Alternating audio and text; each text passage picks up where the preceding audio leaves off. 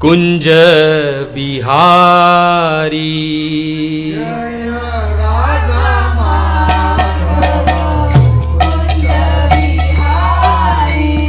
जय राधा माधव कुंज बिहारी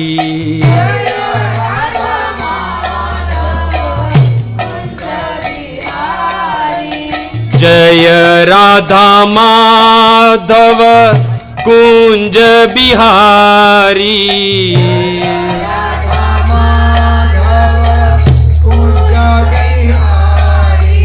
जय राधा माधव कुंज बिहारी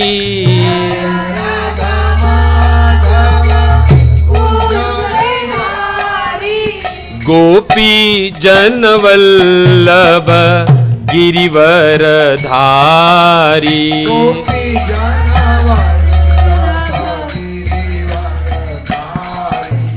गोपी जनवल्लभ गिरिवर धारी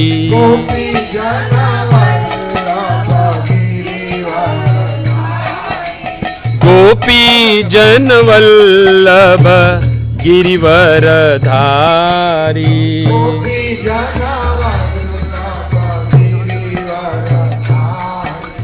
जय राधा माधव कुंज बिहारी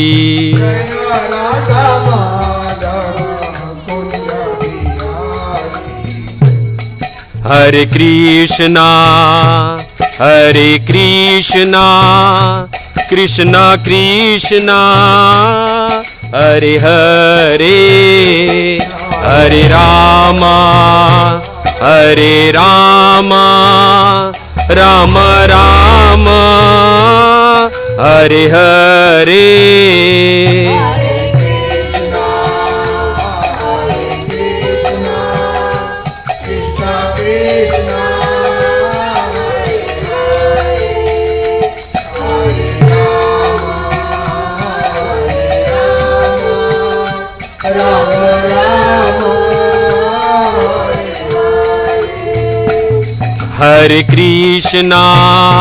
हरे कृष्णा कृष्णा कृष्णा हरे हरे हरे राम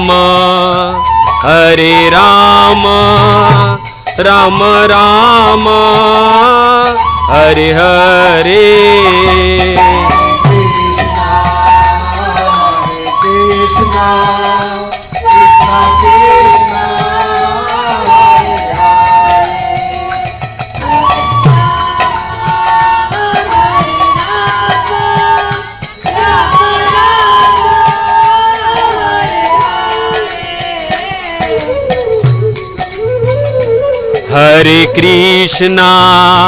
हरे कृष्णा कृष्णा कृष्णा हरे हरे हरे राम राम राम हरे हरे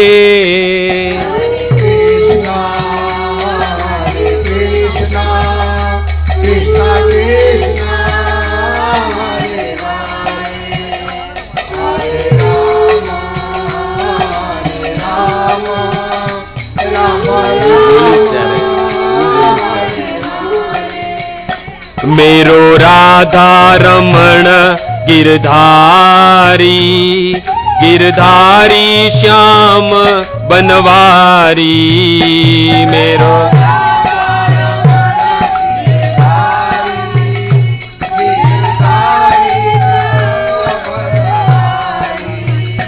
मेरो राधा रमण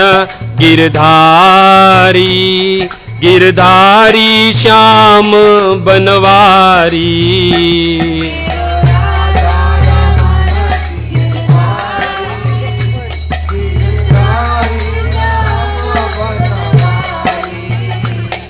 गोविंद मेरो है गोपाल मेरो है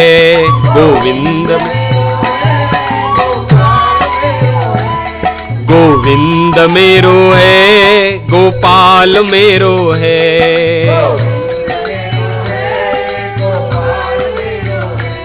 श्री बाके बिहारी नंदलाल मेरो है।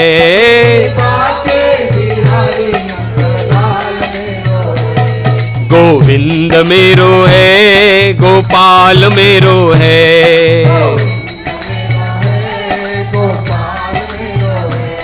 गोविंद मेरो है, गोपाल मेरो है।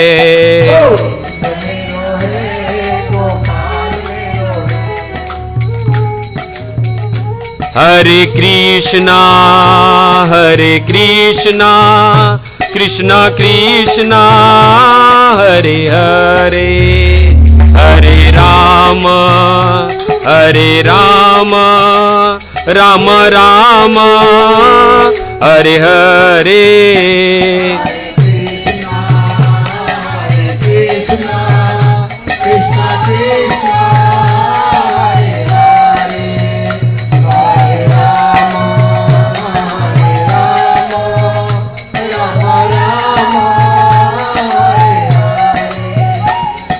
राधा माधव राधा माधव, राधा माधव राधे।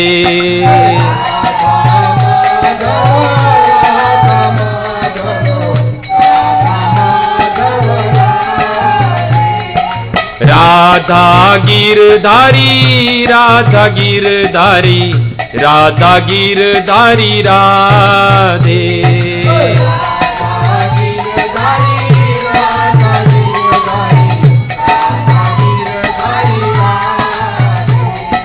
राधा गोविंद राधा गोविंद, राधा गोविंद राधे।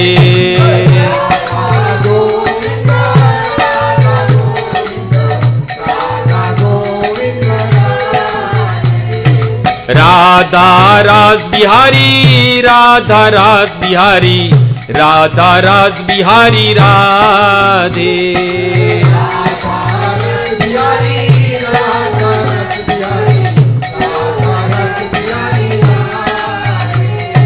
राधा गोपीनाथ राधा गोपीनाथ, राधा गोपीनाथ राधे।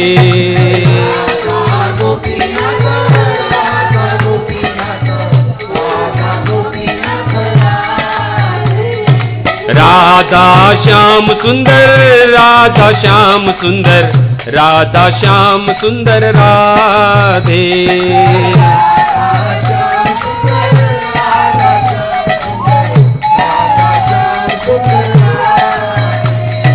कृष्ण बलराम कृष्ण बलराम, कृष्ण बलराम जय कृष्ण बलराम।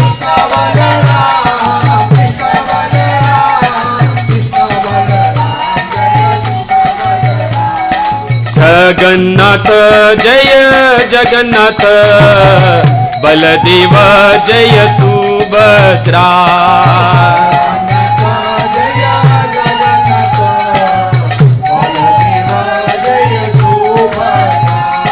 जगन्नाथ जय जगन्नाथ, बलदेव जय सुभद्रा।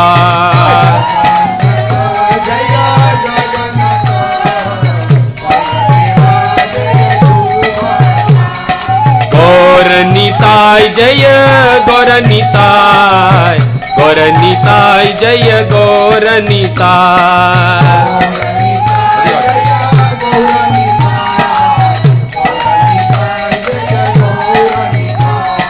प्रभुपद प्रभुपद प्रभुपद, शील प्रभुपद।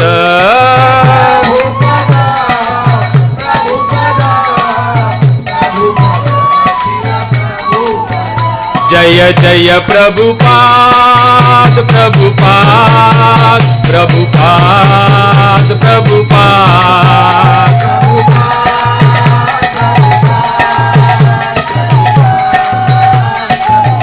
निताय गौर हरि बोल हरि बोल हरि बोल हरि बोल।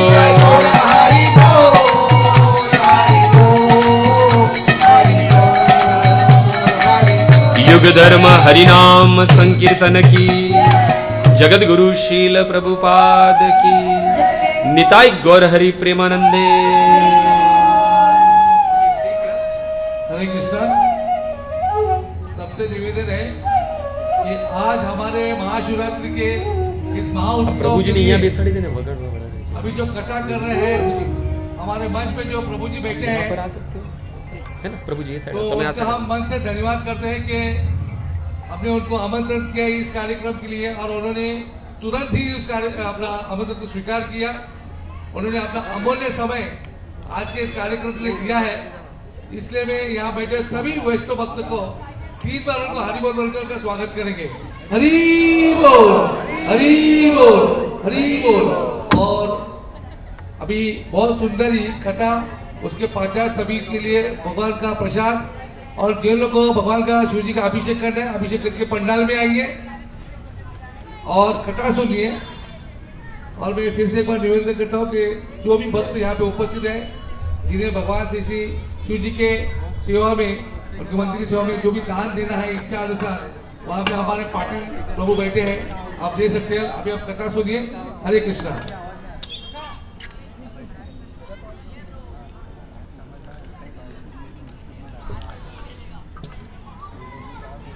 ओम नमो भगवते वासुदेवाय।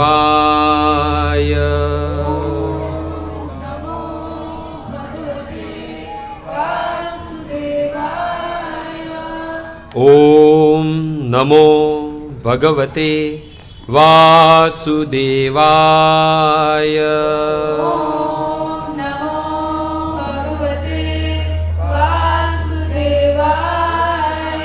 ओम नमो भगवते वासुदेवाय।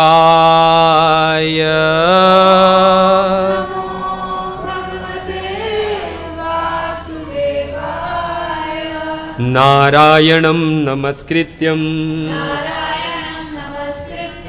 नरं चैव नरोत्तमं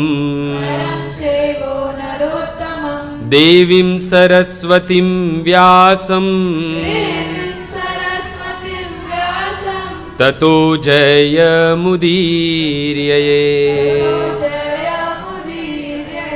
नष्टप्रायेषु अभद्रेषु नित्यं भागवत सेवया। भगवती उत्तम श्लोके भक्तिर्भवतीर्नेष्टकी। ओम अज्ञानतिमिरानन्दस्य ज्ञानाञ्जनशलाकय चक्षुरुन्मीलितं येन तस्मै श्रीगुरुवे नमः। श्रीचैतन्यमनोभीष्टं स्थापितं येन भूतले स्वयं रूप कदा मह्यं ददाति शब्दान्तिकं। नमोऽहं विष्णुपादाय कृष्णप्रेष्ठाय भूतले श्रीमते भक्तिवेदान्त स्वामिनिति नामिने। नमस्ते सारस्वते देवे गौरवाणी प्रचारिणे निर्विशेष शून्यवादी पाश्चात्य देशतारिणे। हे कृष्ण करुणा सिंधु दीनबंधु जगतपते गोपेश गोपिकाकांत राधाकांत नमोस्तुते। तप्त कांचन गौरांगी श्रीराधे वृंदावनेश्वरी वृषभानुसुते देवी प्रणमामि हरिप्रिये। वाञ्छाकल्पतरुभ्यश्च कृपा सिन्धुभ्येव च पतितानां पावनेभ्यो वैष्णवेभ्यो नमो नमः। जय श्री कृष्ण चैतन्य प्रभु नित्यानंद श्री अद्वैत गदाधर शिवासादि श्री गौर भक्त वृंद। हरे कृष्णा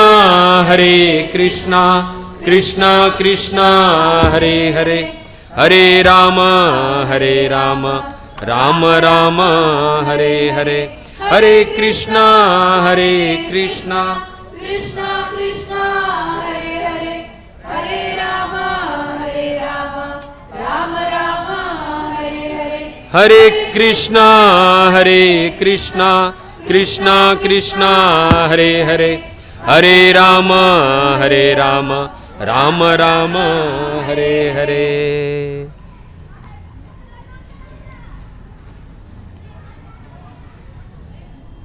यम ब्रह्मा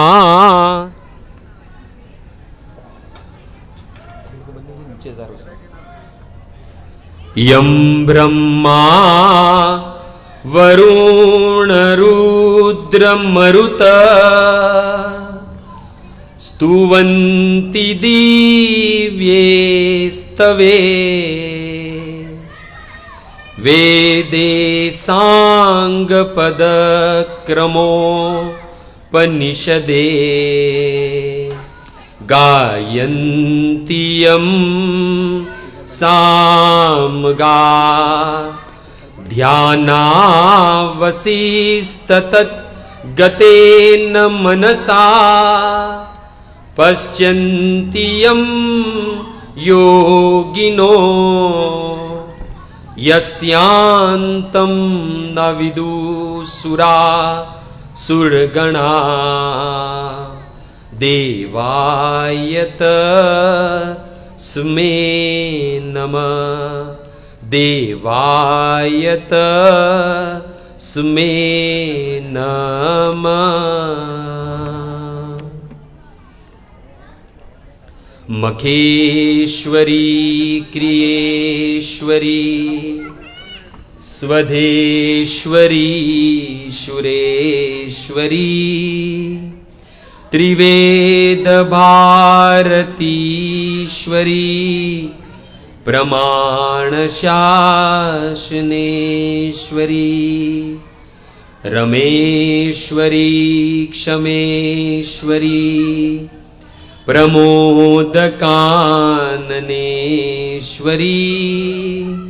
ब्रजेश्वरी ब्रजाधिपे श्रीराधिके नमोस्तुते श्रीराधिके नमोस्तुते। आराध्यो भगवान् ब्रजेश तनय तद्धाम वृन्दावनम् रम्या काञ्चितुपासना ब्रजवधो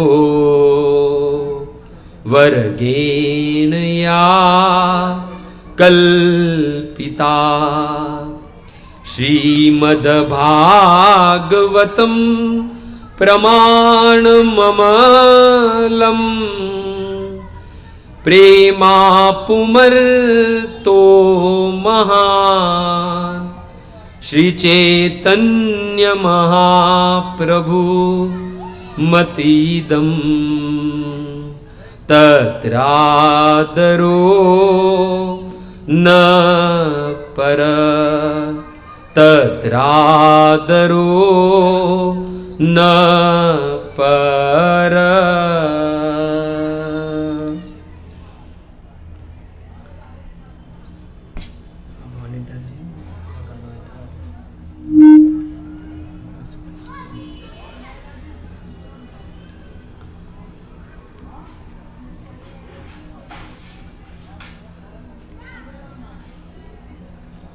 कर्पूरगौरं करुणावतारं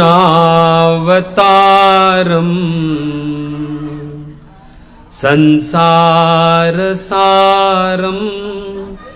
भुजगेन्द्रहारं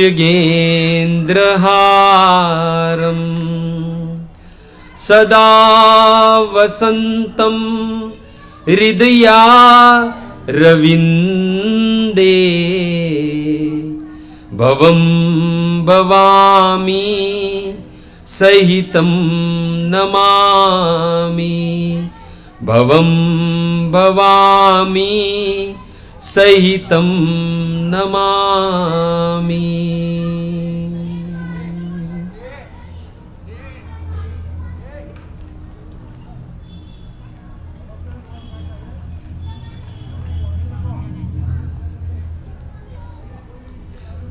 तो भक्तों, आज हम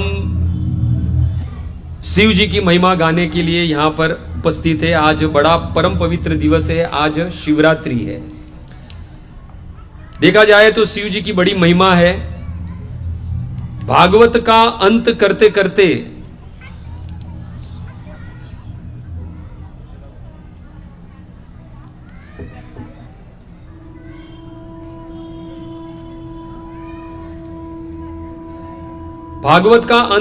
करते सुद गोस्वामी जो है वो नैमिषारण्य के ऋषियों को कहते हैं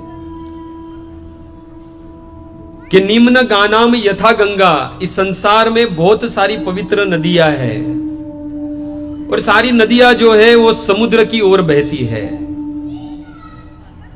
और सभी पवित्र नदियों में यदि कोई श्रेष्ठ है तो वो है मां गंगा। निम्न गानाम यथा गंगा, इस सारे पवित्र नदियों में यदि कोई सर्वश्रेष्ठ है तो वो है मां गंगा। सुद गोस्वामी कहते हैं कि देवानाम अच्युत यथा, इस संसार में बहुत सारे देव है, परंतु सारे समस्त देवों में यदि कोई सर्वश्रेष्ठ है तो वो है अच्युत भगवान। और कहते हैं पुराणा नाम इदम यथा, बहुत सारे पुराण, 18 पुराण है। 18 पुराण में यदि सर्वश्रेष्ठ है तो इदम यानी ये भागवत है भक्तों। जिस प्रकार समस्त पवित्र नदियों में मां गंगा जो है वो सर्वश्रेष्ठ है, समस्त देवों में सर्वश्रेष्ठ भगवान अच्युत है और सभी पुराणों में श्रेष्ठ श्रीमद् भागवत है। ठीक उसी प्रकार समस्त वैष्णवों में यदि कोई सिरमौर है तो वो है वैष्णवा नाम यथा शंभु, हमारे शिव जी भक्तों आज हम सब लोग शिव जी की महिमा गाने के लिए यहां पर एकत्रित हुए हैं। आज शिवरात्रि है और मैं धन्यवाद प्रकट करता हूं ये मुक्तेश्वर महादेव के मंदिर के ट्रस्ट को और साथ ही साथ आप सभी भक्तों को कि जिनके कारण मेरी वाणी, मेरे शब्द, मेरा प्रेम और मेरा भाव जो है वो भगवान के शुद्ध भक्त वैष्णवा नाम यथा शंभु शिव जी में लग रही है। तो आप सभी भक्तों के चरणों में आपके इस दास का प्रणाम। हरे कृष्णा। तो भक्तों देखा जाए तो ये शिव तत्व क्या है? यदि भागवत की दृष्टि से देखा जाए तो ब्रह्मा जी की भ्रिकुटी से ये शिव जी का जन्म हुआ है भक्तों। सर्वप्रथम ब्रह्मा जी को 4 पुत्र हुए, सनक, सनंदन, सनातन, सनद।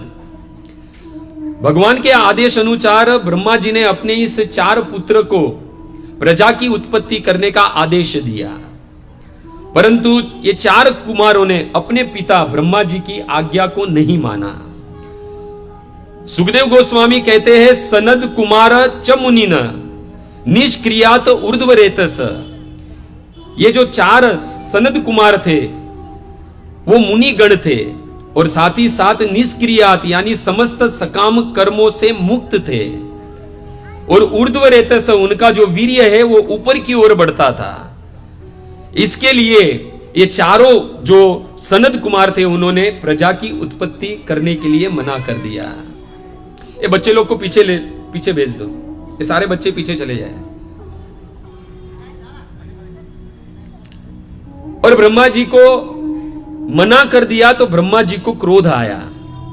ब्रह्मा जी ने अपने इस क्रोध को दबाने की बड़ी कोशिश की परंतु असफल रहे और ब्रह्मा जी का यही क्रोध जो है वो ब्रह्मा जी की भ्रिकुटी से प्रकट हुआ। भागवत 3 स्कंद 12वां अध्याय और 7वां श्लोक। धिया निस्ग्रियमाणायम अपि भ्रुवो मध्यात प्रजापते सद अजायत तत् मन्यु कुमार नील लोहित। उस प्रजापति ब्रह्मा भ्रुवो मध्यात प्रजापति, उस प्रजापति उस ब्रह्मा के भ्रिकुटी के मध्य भाग से क्रोध प्रकट हुआ। कैसा था तो कहते हैं नील लोहित यानी नील तथा लाल रंग के एक बालक का जन्म हुआ ब्रह्मा जी की भ्रिकुटी से, वो क्रोध के रूप में। और भक्तों वो जैसे ही उस बालक ने ब्रह्मा जी की भ्रिकुटी से जन्म लिया तुरंत ही वो रोने लगा। स वे रुद, वो रोने लगा और उस बालक ने ब्रह्मा जी से कहा कि मुझे मेरा नाम बताओ और मेरे रहने के स्थान बताओ। तब ब्रह्मा जी ने कहा कि तुम रोते हुए प्रकट हुए, इसके लिए नाम नाम रुदि इत्र इति प्रजा, तुम्हारा जो नाम है वो रुद्र होगा। समस्त देवता गणों में तुम्हें रुद्र के नाम से जाने जाओगे। और ब्रह्मा जी ने उस बालक को और 11 नामों से संबोधित किया। भागवत 3 स्कंद 12वां अध्याय और 12वां श्लोक। भक्तों, ब्रह्मा जी ने उस रुद्र को 11 नाम दिए। 11 नाम क्या थे? मनु, मनु, महिनिशा, महान, शिव, ऋतुध्वज, उग्र रेता, भव, काल, वामदेव और धूतवत्र। और उस बालक ने अपने रहने के स्थान पूछे कि मैं किस स्थान पर रहूंगा, तो ब्रह्मा जी ने उस बालक को रहने के लिए भी 11 स्थान बताए। और वो 11 स्थान कौन से थे? तो कहा कि हृदय, इंद्रिया, प्राण वायु, आकाश, वायु, अग्नि, जल, पृथ्वी, सूर्य, चंद्रमा तथा तपस्या। हे रुद्र, ये तुम्हारे 11 स्थान है जिसमें तुम वास करोगे। और ब्रह्मा जी ने इस रुद्र को 11 रुद्राणी प्रदान की, यानी तुम्हारी 11 पत्नियां होगी। और उस 11 पत्नियों के नाम है धी, ध्रुति, रसला, उमा, नियुत, सर्पी, इला, अंबिका, इरावती, स्वधा तथा दीक्षा। इस प्रकार शिव जी की 11 पत्नी यानी 11 रुद्राणी कहाई गई। तो ये भागवत की दृष्टि से हमने शिव जी के दर्शन किए। शिव जी का प्राकट्य कैसे हुआ? ब्रह्मा जी की भ्रिकुटी से प्राकट्य हुआ। यही ब्रह्मा जी ब्रह्म संहिता में शिव जी की महिमा गाते हुए कहते हैं, क्षीरम यथा दधि विकार विशेष योगा समजायते नहीं तत्पृथगस्ति हेतु यम संभुतामपि तथा समुपेति कार्यात् गोविंदमादि पुरुषम तमहम भजामि। ब्रह्मा जी ब्रह्म संहिता में कहते हैं, शिव जी शिव तत्व को पहचानने के लिए दूध और दही का उदाहरण देते हैं। भक्तों, देखा जाए तो दही जो है वो दूध का ही परिवर्तित रूप है। खटाई के संयोग से ये दूध है वो दही में परिवर्तित हो जाता है। परंतु देखा जाए तो कभी भी दही है वो दूध नहीं बन सकता है। और दूसरे तरीके से देखा जाए तो दही को दूध से पृथक भी नहीं किया जा सकता। यानी दही का कटोरा लिया जाए तो उसमें से हम दूध निकाल नहीं सकते, उसको अलग नहीं कर सकते हैं। ब्रह्मा जी कहते हैं दही और दूध दोनों को पृथक नहीं किया जा सकता। ठीक उसी प्रकार ब्रह्मा जी कहते हैं कि जब संहार का कार्य होता है तब स्वयं दूध रूपी कृष्ण जो है वही दही रूपी शिव जी का रूप धारण करके, तमोगुण धारण करके इस सारे सृष्टि का प्रलय करते हैं। ये ब्रह्मा जी की दृष्टि से शिव जी क्या है, शिव तत्व क्या है, ये समझा रहे हैं। और देखा जाए तो शिव जी जो है वो हमारे कृष्ण के दास है। आज हमने ठाकुर जी का अभिषेक किया और बाद में वही चरणामृत जो है वो हमने उससे शिव जी का अभिषेक किया। तो वास्तविक शिव जी है वो बड़े प्रसन्न होते हैं, क्योंकि स्वामी का जो चरणामृत है उससे शिव जी का अभिषेक हुआ। शिव जी अपने आप को धन्य नहीं, धन्याति अति धन्य समझते हैं। इस संसार के लोग कुछ शिव को कुछ समझ नहीं पा सकते हैं। कुछ लोग कहते हैं कि रामायण पढ़ा है, रामायण में तो शिव जी को क्या कहा गया है? रामस्य ईश्वर, राम का ईश्वर कहा गया है। राम जिसकी आराधना करते हैं वो है रामेश्वर, यानी वो है शिव जी।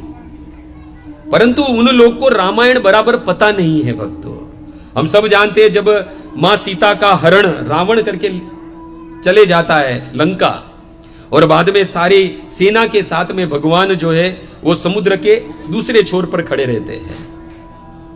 और बाद में युद्ध प्रारंभ करने से पहले स्वयं भगवान राम ने शिव जी की स्थापना की, शिवलिंग की स्थापना की। युद्ध आरंभ होने से पहले शिवलिंग की स्थापना की। जब शिवलिंग की स्थापना की तो सारे देवता गण है वो वहां पर प्रकट हो गए और सारे देवता कहने लगे रामस्य असो ईश्वर, रामस्य असो ईश्वर। मतलब कि राम भी ईश्वर है और शिव जी भी ईश्वर है, दोनों एक समान है, दोनों अभिन्न है। और भक्तों ऐसे ही सुनना जब शिव जी ने, तो शिव जी जो है वो इस लिंग से प्रकट हो गए तुरंत ही, और कहा नहीं नहीं ये सत्य नहीं है। तुम सत्य समझने का प्रयास करो। शिव जी ने कहा रामस्य ईश्वर मतलब क्या? रामस्य ईश्वर मतलब स्वयं शिव जी के वचन है भक्तों रामायण में। रामस्य ईश्वर मतलब राम यस्य ईश्वर स रामेश्वर, यानी शिव जी ने कहा भगवान श्री राम जिनके ईश्वर है वो रामेश्वर है, यानी मैं भगवान का दास हूं और ये जो भगवान जो है राम जो है वो मेरे स्वामी है। मैं हमेशा नित्य भगवान का दास हूं। और भक्तों शिव जी ने कहा कि जब यही राम ने जब वामन अवतार लिया था तब एक पग में इस सारी पृथ्वी को नाप लिया था। बताओ इस राम के लिए ये समुद्र पार करना क्या असंभव है? बिल्कुल असंभव नहीं है। ये तो भगवान का स्वभाव है भक्त वत्सल। इसलिए भगवान का स्वभाव है अपने भक्तों की महिमा बढ़ाने का। इसलिए इस शिव जी कह रहे कि मेरी उनके भक्तों की महिमा बढ़ाने के लिए ये भगवान जो है वो मेरी पूजा कर रहे हैं। देखा जाए तो हमने अभी अभी सुना कि वैष्णवा नाम यथा शंभु, सारे वैष्णवों में यदि अग्रणीय शिरमोर जो है वो है हमारे शिव जी जो है, शिव जी है। अर्थात वैष्णवों में भी शंभु है, यानी जितने भी वैष्णव है उसमें सब में शिव जी का वास है।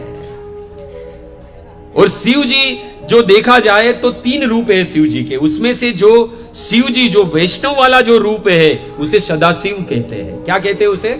सदाशिव कहते हैं। जो भक्तों गोपी बन के हमारे ब्रज वृंदावन में गोपेश्वर के रूप में विराजमान है। और देखा जाए तो वो वहां पर त्रिपुंड धारण नहीं करते हैं। जो शिव जी जो सदाशिव है, जो वास्तविक कृष्ण के भक्त है, कृष्ण के नित्य दास है, वो त्रिपुंड धारक नहीं करते हैं, वो ऊर्ध्व पुंड तिलक धारण करते हैं और ब्रज में वास करते हैं भक्तों। और कुछ लोग क्या समझते हैं कि हम शिव जी के भक्त हैं, हम शिव जी के भक्त हैं। हम देखते हैं ज्यादातर सब लोग भांग पीते हैं आज के दिन। कहते हैं शिव जी ने भांग पिया इसलिए हम भी भांग पिएंगे। देखो शिव जी का अनुकरण नहीं करना है, शिव जी का अनुसरण करना है। वैष्णवों के पद चिन्हों पे चलना है। वैष्णवों का कभी भी हमें अनुकरण यानी नकल नहीं करनी है। ये जो लोग भांग पीते हैं और शिव जी का नाम लेते हैं, चलो मान ली शिव जी ने भांग पी है तो शिव जी ने तो विष भी पिया था, तो आप विष भी पियो, तो विष नहीं पिएगे ये लोग। ये वास्तविक अपनी इंद्रियों को तृप्ति करने के लिए शिव जी को बदनाम करते हैं। कुछ लोग कहते हैं कि क्या जरूरत है शिवलिंग पर इतना सारा दूध चढ़ाने की, उससे तो अच्छा है कि किसी गरीब को दूध पिला दो, है ना। ये बहुत जगह पर हम सुनते हैं। यदि शिव जी को नहीं चढ़ाना है दूध, चलो ठीक है, उस गरीब को दूध दे दो, चलो तो फिर उस गरीब को ही भगवान मान लो जिसको हम दूध पिलाते हैं, उससे ही अपनी मनोकामना पूर्ण कर लो। नहीं तो मनोकामना जब हमें करनी है, कोई कामना पुष्ट करनी है तो हम शिव जी के पास जाएंगे, परंतु दूध चढ़ाना है तो दूध किसको देंगे? उस गरीब को देना है। इसलिए समझना है कि शिव तत्व क्या है भक्तों। आज शिवरात्रि या शिवरात्रि के दिन 4 महिमा बहुत बड़ी है शिव जी की। आज ही के दिन शिव जी जो है वो ब्रह्मा जी की भ्रिकुटी से उनका जन्म हुआ था, प्रकट हुए थे वो। और दूसरा आज ही के दिन प्रलय की बेला होती है, महाशिवरात्रि मतलब हर महीने कृष्ण पक्ष की चतुर्दशी होती है, उसे शिवरात्रि कहते हैं। परंतु फाल्गुन मास की कृष्ण चतुर्दशी को महाशिवरात्रि कहते हैं। इसी दिन शिव जी जो है वो प्रलय की बेला करते हैं, अपना तीसरा नेत्र खोलते हैं और कृष्ण की इच्छा से इस संसार को अपने तीसरे नेत्र के द्वारा अग्नि प्रकट करके सारे संसार को भस्म कर देते हैं। तो दूसरा, पहला आज ही के दिन शिव जी का ब्रह्मा जी की भ्रिकुटी से जन्म हुआ, और दूसरा आज ही के दिन शिव जी जो है वो प्रलय की बेला करते हैं। तीसरा, अगर स्कंद पुराण में चले नागर खंड में, तो वहां पर नागर खंड में ऐसा बताया गया है, यानी कानत्र लिंगानी, गाइए, यानी कान्यत्र लिंगानी स्थावराणि चराणि च तेषु संक्रमते देवे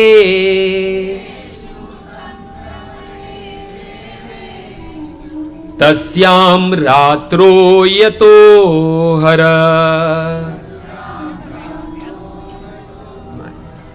तस्याम रात्रो यतो हर। भक्तों, आज ही के दिन स्कंद पुराण नागर खंड में ऐसा वर्णन है कि महाशिवरात्रि यानी आज ही के दिन का अन्यत्र, यानी यहां वहां जहां तहां, चाहे हमारे घर में हो या मंदिर में, जितनी भी शिवलिंग है, तेसु संक्रमते देव तस्याम रात्रो यतो हरे। आज ही के दिन, शिवरात्रि के दिन, यहां वहां इस संसार में समग्र जगह पर जितनी भी शिवलिंग है, चाहे मंदिर में हो या हमारे घर में हो, साक्षात जो शिव जी है उसमें आज शिवरात्रि के दिन शिव जी है वो प्रकट होते हैं भक्तों। ये वर्णन है स्कंद पुराण नागर खंड में। और आज ही के दिन भक्तों हमारे परम वैष्णव शिव जी का विवाह हुआ था भक्तों, जिसे महाशिवरात्रि कहते हैं। तो कुछ लोग कहेंगे कि आज ही के दिन उनका जन्म हुआ, तो आज ही के दिन उनका विवाह कैसे हुआ, है ना, ये प्रश्न उठ सकता है। तो कभी कभी हम भौतिक जगत में देखते हैं ना, हमारा जिस डेट पे हमारा जन्म होता है उसी डेट पे हम कभी कभी हम शादी करते हैं, कभी कभी एंगेजमेंट रखते हैं, है ना। तो शिव जी ने भी ऐसा ही रखा, अपने ही जन्म के दिन उन्होंने विवाह किया भक्तों। तो चलते हैं शिव जी के विवाह की ओर भक्तों। आज का परम पवित्र जो त्योहार महाशिवरात्रि है उसमें हम शिव जी के विवाह की कथा सुनेंगे। ये शिवरात्रि यानी एक हमने सुना प्रलय की बेला है, और साथ ही साथ शिव जी के विवाह भी है आज। संसार में सबसे बड़ी शादी यदि कोई हुई है तो वो है हमारे शिव जी की भक्तों। इस संसार में सबसे बड़ी यदि बारात किसी की हुई है तो वो भी है हमारे शिव जी की भक्तों। अभी शिव जी तो क्या है, अपने गणों के साथ में रहते हैं। अभी गण जितने भी थे वो तो बड़े उत्साह में थे कि हमारे स्वामी का आज विवाह है। तो गण है वो शिव जी को सजा रहे थे।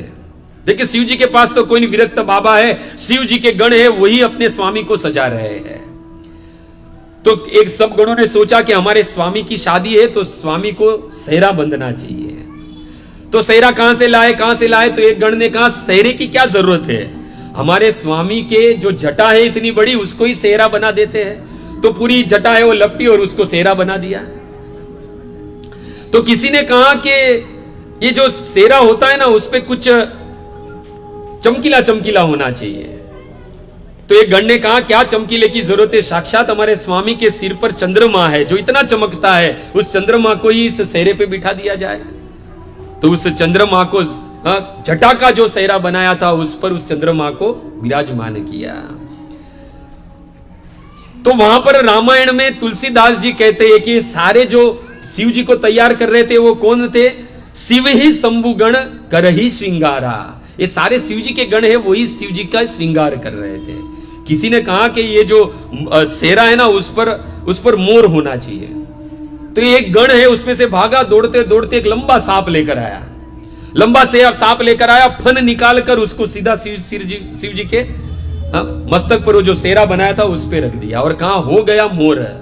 इसलिए तुलसीदास जी रामायण में कहते हैं शिव ही शंभु गण करहि सिंगारा, जटा मुकुट अहि मोर सवारा। तो किसी ने कहा कि अभी शिव जी को जनेऊ की जरूरत है, उपवित भुजंगा। एक गण दौड़ते दौड़ते गया, लंबा सांप लाया और शिव जी के गले में ऐसा आड़ा रख दिया कि हो गई जनेऊ। किसी ने कहा कि दूल्हा जब निकलता है तो सेहरे पर ऐसी लड़ियां होती है। वो लड़ियां इसके लिए होती है कि दूल्हे को किसी की नजर न लग जाए। तो हमारे स्वामी को भी नजर न लगे इसके लिए उस सेहरे के आसपास लड़ियां तो चाहिए। तो एक गण जोर जोर से भागा, दौड़ते दौड़ते 10-12 सांप के बच्चे लेकर आया। 4 इधर लगा दिया, 4 इधर लगा लिया और कहा हो गई लड़िया। अब शिव जी को किसी की नजर नहीं लगेगी, बुरी नजर नहीं लगेगी। किसी ने कहा कान में कुंडल होने चाहिए। तो 4-5 बिच्छू आगे पीछे घूम रहे, तो एक बिच्छू को पकड़ के लेफ्ट साइड पे, दूसरे बिच्छू को पकड़ के राइट साइड पे। देखो ये शिव जी का श्रृंगार हो रहा है और कौन कर रहे हैं, शिव जी के गण कर रहे हैं। फिर किसी ने कहा कि हमारे स्वामी की शादी है तो कम से कम शरीर पर उपटन तो लगाना चाहिए। हमारे एक भौतिक भाषा में कहूं तो उपटन मतलब पाउडर, तो पाउडर तो लगाना चाहिए। तो किसी ने कहा कि चीता है, ये स्मशान की जो चीता जली है उसकी भस्म है, शिव जी को लगा देते हैं। शिव जी के शरीर पर पूरी भस्म लगा दी। आखिर शिव जी अपने स्मशान में क्यों रहते हैं? क्योंकि स्मशान में की चीता की भस्म लाई और शिव जी के अंग पर लग दी। हम सब लोग देखते हैं शिव जी हमेशा स्मशान में वास करते हैं। पार्वती ने एक दिन शिव जी को पूछा कि शिव जी आप स्मशान में क्यों रहते हो, कैलाश छोड़कर आप स्मशान में क्यों रहते हो? शिव जी कहते हैं कि तुम जानती हो देवी कि मुझे सबसे ज्यादा क्या प्रिय है? कृष्ण और राम का नाम। और मैं जब ये पृथ्वी पर जब विचरण करने गया और राम का नाम, कृष्ण का नाम सुनने गया तो मुझे कहीं पे भी राम और कृष्ण का नाम सुनाई नहीं दिया। और उस वक्त किसी मुर्दे को लेकर सब लोग आ रहे थे और उस स्मशान की ओर, तो सबके मुख पर क्या नाम था? राम नाम सत्य है। शिव जी ने कहा यही स्थान बराबर है जहां पर सब लोग राम और कृष्ण का नाम लेते हैं। इसलिए देवी मैंने अपना जो वास, अपना जो डेरा है वो मैंने स्मशान में ले लिया। और शिव जी अपने शरीर पर भस्म क्यों लगाते हैं? पार्वती ने कहा चलो माना कि आपने अपना डेरा वास जो है वो स्मशान में रख दिया क्योंकि यहां पर आपको भगवान का नाम सुनाई देता है, परंतु इस शरीर पर भस्म लगाने की क्या जरूरत है? तब शिव जी कहते हैं कि जो मुर्दा आता है, जिसको लेकर कोई आता है, जो मृत व्यक्ति होता है उसको जो लेकर आता है, उसके मुख पर राम का नाम होता है और वो नाम सुनकर मैं बड़ा प्रसन्न होता हूं, अपने आप को धन्य समझता हूं। जब वो चीता जल जाती है और भस्म होती है, उस मृत व्यक्ति की वजह से सभी के मुख पर, जीवा पर कृष्ण का नाम आया। इसके लिए उस मृत व्यक्ति की जो भस्म है वो अपने शरीर पर लगाकर मैं धन्य नहीं, धन्याति अति धन्य समझता हूं अपने आप को। ये है शिव जी भक्तों। शिव जी को समझो क्या है। सब लोग ये शिवरात्रि के दिन वो चरस पीते हुए, गांजा पीते हुए शिव जी का फोटो अपलोड करते हैं, क्योंकि उन्हें पता ही नहीं है वास्तविक शिव क्या है, शिव तत्व क्या है भक्तों। अब शिव जी को कौन तैयार कर रहा था? उनके गण तैयार कर रहे थे। तो किसी ने कहा अभी दूल्हा तो सजकर तैयार हो गया, हमारे स्वामी बिल्कुल दूल्हे जैसे लग रहे, अब दूल्हे के लिए तो कोई वाहन चाहिए। तो सब लोग वाहन ढूंढने लगे। तो एक गण ने कहा वाहन की क्या जरूरत है, हमारा नंदी है ना, जो बेल है उस पर शिव जी सवार होकर जाएंगे। और शिव जी जो है वो बेल पर सवार होकर निकले अपने विवाह की ओर भक्तों। और शिव जी तो बेल पर बैठे, कैसे बैठे? रामायण में वर्णन है, शिव जी पूंछ की ओर मुंह रख के बैठे थे। सारे गण बड़े उत्साह में थे, शिव जी को लेकर निकल रहे थे। तो सारे गण ने देखा कि बारात में गाना बजाना नहीं है, गाना बजाना नहीं है। देखो देवताओं ने तो पहले से ही अपने समाज को अलग कर लिया था। देवताओं ने तो पूरा समाज अलग कर लिया था कि इनके साथ में चलने जैसा नहीं है। और शिव जी के 10-12 गण थे। अभी शिव जी वो गणों को तो मजा नहीं आ रही थी, कहा कोई बारात तो हो, कैसी हो जिसमें गाना बजाना हो। तो सभी गण शिव जी के पास गए, हाथ जोड़ के कहा स्वामी आनंद नहीं आ रहा है, आपकी विवाह हो रही है, बारात आपको दूल्हे की तरह सजा भी दिया, हमने आपको सवारी भी दे दी नंदी की, परंतु अभी भी आनंद नहीं आ रहा है क्योंकि बारात में गाना बजाना नहीं है। गाना बजाना होना चाहिए स्वामी। आखिर बिना बाराती, बिना नाच गान बारात कैसी है? जैसे भोजन बिन मिठाई। तो कैसे भी करके कुछ करो स्वामी। तो शिव जी ने कहा क्या करूं मैं? तो सारे जो गण थे, जो 11, 12, 15, 20 गण थे, उन्होंने कहा प्रभु अपने रिश्तेदारों को बुला लो। शिव जी मुस्कुराए और शिव जी ने डमरू बजाया। जैसे ही डमरू बजे तो सकल गण टेर ले लिए, जितने भी भूत पिशाच जितने भी लोग थे वो सब लोग उठ खड़े हुए। और संतों ने गाया है अकाइन हो बकाइन हो, आओ सब डाइन हो। गाओ सब लोग। आओ सब डाइन हो। अकाइन हो बकाइन हो, आओ सब डाइन हो।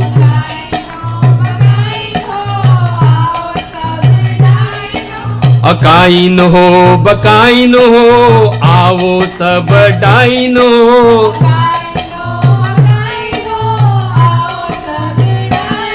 ब्रह्मत्व हो बेताल हो कुष्मांड हो कंकाल हो।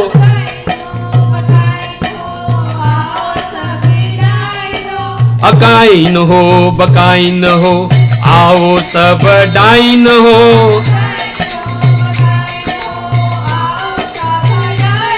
ब्रह्मत्व हो बेताल हो कुष्मांड हो कंकाल हो।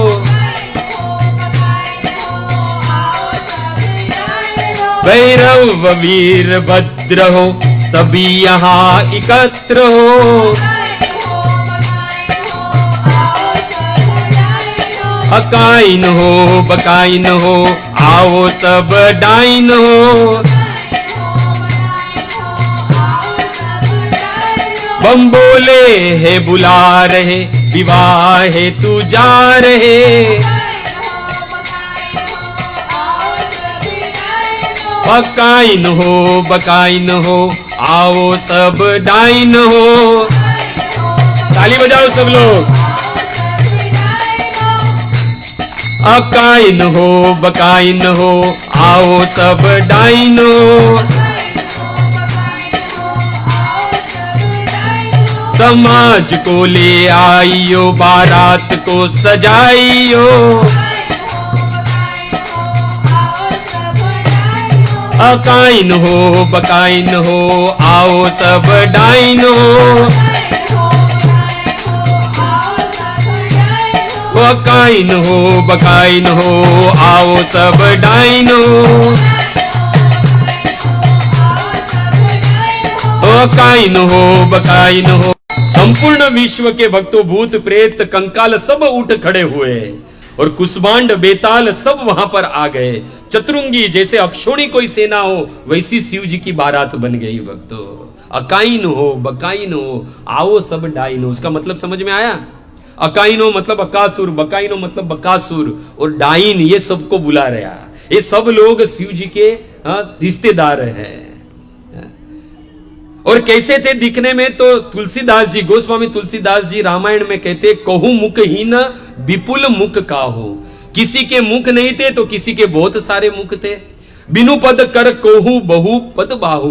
किसी को पैर नहीं थे तो किसी को बहुत सारे पैरी पैर थे। किसी को हाथ नहीं थे तो किसी को बहुत सारे हाथ थे। और कहते हैं कि विपुल नयन कहूं नयन बिहीना। किसी को नैन नहीं थे, आंख नहीं थी और किसी को पूरे शरीर पे आंख ही आंख थी। ऐसे विचित्र समाज को ले आइयो बारात को बुलाइयो। बम बोले है बुला रहे विवाह हेतु जा रहे हैं। सभी प्रकार के जितने भी भूत प्रेत गण, जितने भी वीरभद्र, जितने भी भैरव, जितने भी ब्रह्मत्व थे, जितने भी बेताल थे, कुष्मांड, सब लोग शिव जी की बारात में आ गए भक्तों। तो यहां पर प्रश्न उठ सकता है कि आखिर ये शिव जी जो है वो ऐसी बारात लेके, ऐसी विचित्र बारात लेकर क्यों गए? आप बताओ, किसी की बारात में कोई भूत प्रेत आता है? आता है? नहीं आता है। तो शिव जी इस प्रकार विचित्र बारात लेकर विवाह को क्यों जा रहे थे? तो आचार्य गण, संत गण कहते हैं कि वास्तविक जब प्रभु श्री राम का विवाह हुआ उस वक्त सारे देवता गण, मुनि गण, सब लोग राम और सीता के विवाह के लिए निकले। ऐसा वर्णन है रामायण में, कुल रीति प्रीत समेत रवि, साक्षात सूर्य देव भी अपने समाज के साथ प्रभु श्री राम के विवाह के लिए निकले थे।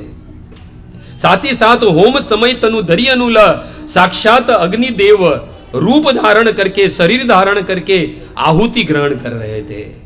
जब राम जी का विवाह हो रहा था तब सभी प्रकार के देवता गण, मुनि गण, संत गण, सब लोग, यहां तक सगुन जो थे वो भी सब लोग राम के विवाह में चलने लगे। ये सगुन मतलब समझते ना, अपसकुन और सगुन। सगुन भी प्रभु श्री राम के विवाह में जा रहे थे, तब अपसकुन वहां पर आए। अपसकुन ने कहा कि प्रभु हमें भी आपकी बारात में चलना है। तो प्रभु श्री राम ने आजू बाजू देखा कि सारे स्थान है वो आरक्षित हो चुके हैं, यानी कोई भी रिक्त स्थान नहीं बचा था। प्रभु श्री राम ने कहा कि देखो मेरे विवाह के लिए जितने लोग चाहिए थे वो सारा स्थान है वो आरक्षित हो गया है। तो सारे अपशकुन थे वो रोने लगे कि प्रभु हम आपकी बारात से वंचित रह जाएंगे, हम पर कृपा करो, हम पर दया करो। परंतु वो देखते ना जब सारी ट्रेन जो है फुल हो जाती है, रिजर्व हो जाती है, फिर टिकट नहीं मिलती है, तो ऐसा ही कुछ जो है वो अपशकुन के साथ में हुआ। सारे अपशकुन है वो रोने लगे कि प्रभु हम तो आपकी बारात से वंचित रह जाएंगे। भक्तों उस वक्त उस बारात में हमारे देवादि देव शंभु शिव जी खड़े थे। शिव जी को दया आ गई, शिव जी को दया आ गई। शिव जी कैसे है? करुणावतारम। शिव जी को दया आ गई। शिव जी ने अपशकुन को कहा कि डरने की बात नहीं है, जब मैं विवाह के लिए निकलूंगा उस वक्त तुम सारे लोग मेरे विवाह में बाराती बनकर आओगे। और यही भक्तों यही सारे अपशकुन थे, वही ये कुसुमांड बेताल कंकाल के रूप धारण करके शिव जी की विवाह में चल रहे थे। और भक्तों कैसी बारात, ब्रह्मत्व हो, बेताल हो, कुसुमांड हो, कंकाल हो, सारे अपशकुन जितने भी थे वो शिव जी की बारात में लग गए। विचित्र बारात और विचित्र दुल्हा और विचित्र श्रृंगार भक्तों। तुलसीदास जी कहते नाना वाहन नाना वेशा, विचित्र प्रकार के वाहन भी थे उनके और विचित्र प्रकार के वेश भी थे उनके। और जब शिव जी ने ऐसी बारात देखी, जब शिव जी ने ऐसी बारात देखी तो तुलसीदास जी कहते हैं कि बिहसे शिव समाज निज देखा। शिव जी ने जब अपने इस बारात को देखा तो शिव जी ही हंस पड़े, और कोई हंसे या न हंसे, शिव जी को हंसी आ गई कि कैसी बारात है ये, विचित्र बारात, विचित्र श्रृंगार। इसलिए गोस्वामी तुलसीदास जी कहते हैं जस दुल्हा तसी बनी बारात, जैसा दुल्हा था वैसी बारात अब बन गई। विचित्र श्रृंगार, विचित्र दूल्हा, उसी प्रकार विचित्र बारात हो गई। अब बराबर मेल खा रहा था। परंतु भक्तों ये शिव जी है। रामायणकार शिव जी के रूप का वर्णन करते हुए कहते हैं कि शशि ललाट सुंदर शीस गंगा, नयन तीनी उपवित भुजंगा, गरल कंठ उर नर सिर माला, अशिव वेश शिव धाम कृपाला। देखा जाए तो ये शिव जी का वेश था वो अशुभ था, फिर भी रामायणकार कहते हैं अशुभ वेश के कारण भी शिव जी जो है वो कृपाला थे। वो अशुभ नहीं शुभ थे, क्योंकि शिव का एक मतलब होता है शुभ, कल्याण। ये वेश में भी शिव जी जो है वो कल्याण कर रहे थे सबका। जिन ने भी शिव जी का ये रूप का वर्णन किया है वो कहते कर त्रिशूल अरु डमरू बिराजा, एक हाथ में त्रिशूल और एक हाथ में डमरू था। चले बस ही चढ़ी बाजे ही बाजा। देखी जब ऐसा शिव जी का रूप देखा तो गोस्वामी तुलसीदास जी कहते देखी शिव ही सुर त्रिय मुस्काई। देवताओं की जितनी भी पत्नियां थी वो सारी स्त्रियां थी, वो शिव जी के इस रूप को देखकर मन ही मन मुस्कुराने लगी और कहने लगी कि बर लायक दुल्हिनी जगमाई। इस बर के लायक इस तीनों भुवन में कोई दुल्हन नहीं है। ऐसा सुंदर रूप था ये शिव जी का। भक्तों देखा जाए तो अशुभ वेश था, फिर भी शिव जी ने धारण किया था, इसलिए ये शुभ था, कल्याणकारी था। अभी जब देवताओं ने ये बारात देखी शिव जी की तो समझ गए कि इनके साथ चलने जैसा तो अब है ही नहीं। देवता जो है वो आगे आगे चलने लगे। देवताओं ने क्या सोचा कि देखो ये विचित्र दूल्हा और विचित्र बारात है, यदि दुल्हन के यहां यदि ये लोग पहले पहुंच गए तो पता नहीं क्या हो जाएगा, भगदड़ मच जाए, भूकंप हो जाए, पता नहीं क्या हो जाए। और यदि हम इसके पहले पहुंच जाए तो कम से कम खाने तो मिल जाएगा, खाना पीना हमारा हो जाएगा। क्योंकि अगर ये दूल्हे की बारात और दूल्हे के चरण वहां पर पड़े तो पता नहीं क्या हो जाएगा। तब ब्रह्मा जी ने कहा ये देवता हो, इतने स्वार्थी बन रहे हो, तुम्हारे इस स्वार्थ के लिए तो शिव जी जो है वो विवाह के लिए जा रहे हैं और तुम उनके आगे आगे चल रहे हो। पर देवताओं ने बात नहीं मानी कि ये समाज के साथ में चलने जैसा नहीं है, हमारी शोभा के विरुद्ध है। और ये सारे देवताओं के आगे कौन चल रहे थे? हमारे गरुड़गामी, हमारे चतुर्भुज रूप में नारायण जो है वो ये देवताओं की सेना के मतलब बारात के आगे चल रहे थे, देवताओं के आगे चल रहे थे। और तुलसीदास जी कहते ये तो हो गई शिव जी की बारात और देवताओं की बारात का वर्णन। और वहां पर जो हिमालय ने जो साज सवर जो मंडप सजाया था, जिस प्रकार उस हिमालय ने हिमालय को सजाया था उसका वर्णन करना असंभव है। शब्दों में इसका वर्णन नहीं हो सकता है। तुलसीदास जी कहते हैं, यहां हिमाचल रचे हु बिताना, अति विचित्र नहीं जाई बखाना। ऐसा सुंदर मंडप सजाया था, ऐसी शोभा हो रही थी उस वक्त हिमालय की कि शब्दों से वर्णन नहीं किया जा सकता। शब्दों हिमालय ने भक्तों उस वक्त जगत में जितने भी छोटे बड़े पर्वत है सबको न्योता भेजा। वन, समुद्र, नदियां, तालाब सभी को उन्होंने विवाह के लिए आमंत्रित किया था। गोस्वामी तुलसीदास जी कहते, राम रूप सुंदर तनधारी, सहित समाज बर नारी। सभी लोग अपने इच्छा अनुसार ये पर्वत, नदियां, ये झरने जो थे, नदियां, तालाब, वन, समुद्र ने, उन लोग ने सबने इच्छा अनुसार रूप धारण किया और सुंदर स्त्री और समाज के साथ हिमालय के यहां पहुंचे। और भक्तों, हिमालय में हिमालय की इतनी संपत्ति, रिद्धि, सिद्धि, ये सुख का वर्णन किया नहीं जाए। क्यों? क्योंकि साक्षात जगदम्बा जह अवतरी, साक्षात जगदम्बा जो है वहां पर अवतार ली थी। इसलिए ये वास्तविक सुख, संपत्ति, समृद्धि ये तो वहीं होना ही था, क्योंकि साक्षात जगदम्बा है, मां पार्वती जो है वहां पर भी अवतरित हुई थी।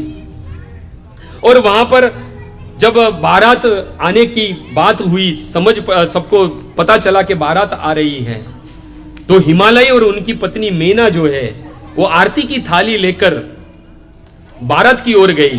तो बाराती में सबसे पहले कौन थे? देवता थे। और देवताओं में आगे कौन थे? हमारे भगवान हरि नारायण। तो मेना और हिमालय ने जब भगवान को देखा तो बड़े ही प्रसन्न हो गए कि वाह क्या दूल्हा है, वाह क्या दूल्हा है। और मनी मन नारद जी को याद करने लगी कि नारद जी ने क्या मेल बनाया है मेरी पुत्री के लिए, क्या सुंदर दूल्हा है। और हम सब जानते हैं हमारे भगवान हरि कितने सुंदर है। तुरंत ही वो आरती की थाली मेना लेकर नारायण के पास गई तो नारायण ने कहा, रुको रुको, मैं दूल्हा नहीं हूं। तो हिमालय ने कहा, तो आप कौन हो? तो भगवान ने कहा, मैं तो बाराती हूं। तो हिमालय ने और मेना ने कहा कि जिसकी बारात के बाराती जो है इतने सुंदर है, तो स्वयं दूल्हा कितना सुंदर होगा। तो नारायण ने कहा, पीछे ही आ रहे हैं, देख लेना, आपको पता चल जाएगा कितना सुंदर है। और बाद में बड़ी ही सुंदर तरीके से नारायण का और उनके सभी देवताओं का स्वागत हुआ। पीछे कौन चल के आ रहे थे? बाद में ब्रह्मा जी हंस पर बैठकर आ रहे थे। तो किसी ने कहा कि ये कौन है? तो कहा ये दूल्हे के पिता है। तो किसी ने कहा इसके तो 4 मुख है, पता नहीं दूल्हे के कितने मुख हो गए हैं, क्योंकि शिव जी के 4 मुख है, अरे ब्रह्मा जी के। बोला कि यदि पिता के 4 मुख है तो पुत्र के कितने मुख हो गए, दूल्हे के कितने मुख हो गए हैं। और बाद में भक्तों हम सब जानते हैं, ढोल नगारे के साथ में शिव जी की बारात है वो हिमालय के नजदीक पहुंची, उस नगर के निकट पहुंची। जैसे ही बारात उस नगर के निकट पहुंची, नगर में चहल पहल शुरू हो गई। सभी लोग दूल्हे को और बारात को देखने के लिए सब लोग, वो नगर के वासी नगर से बाहर निकले और उस बारात की ओर गए।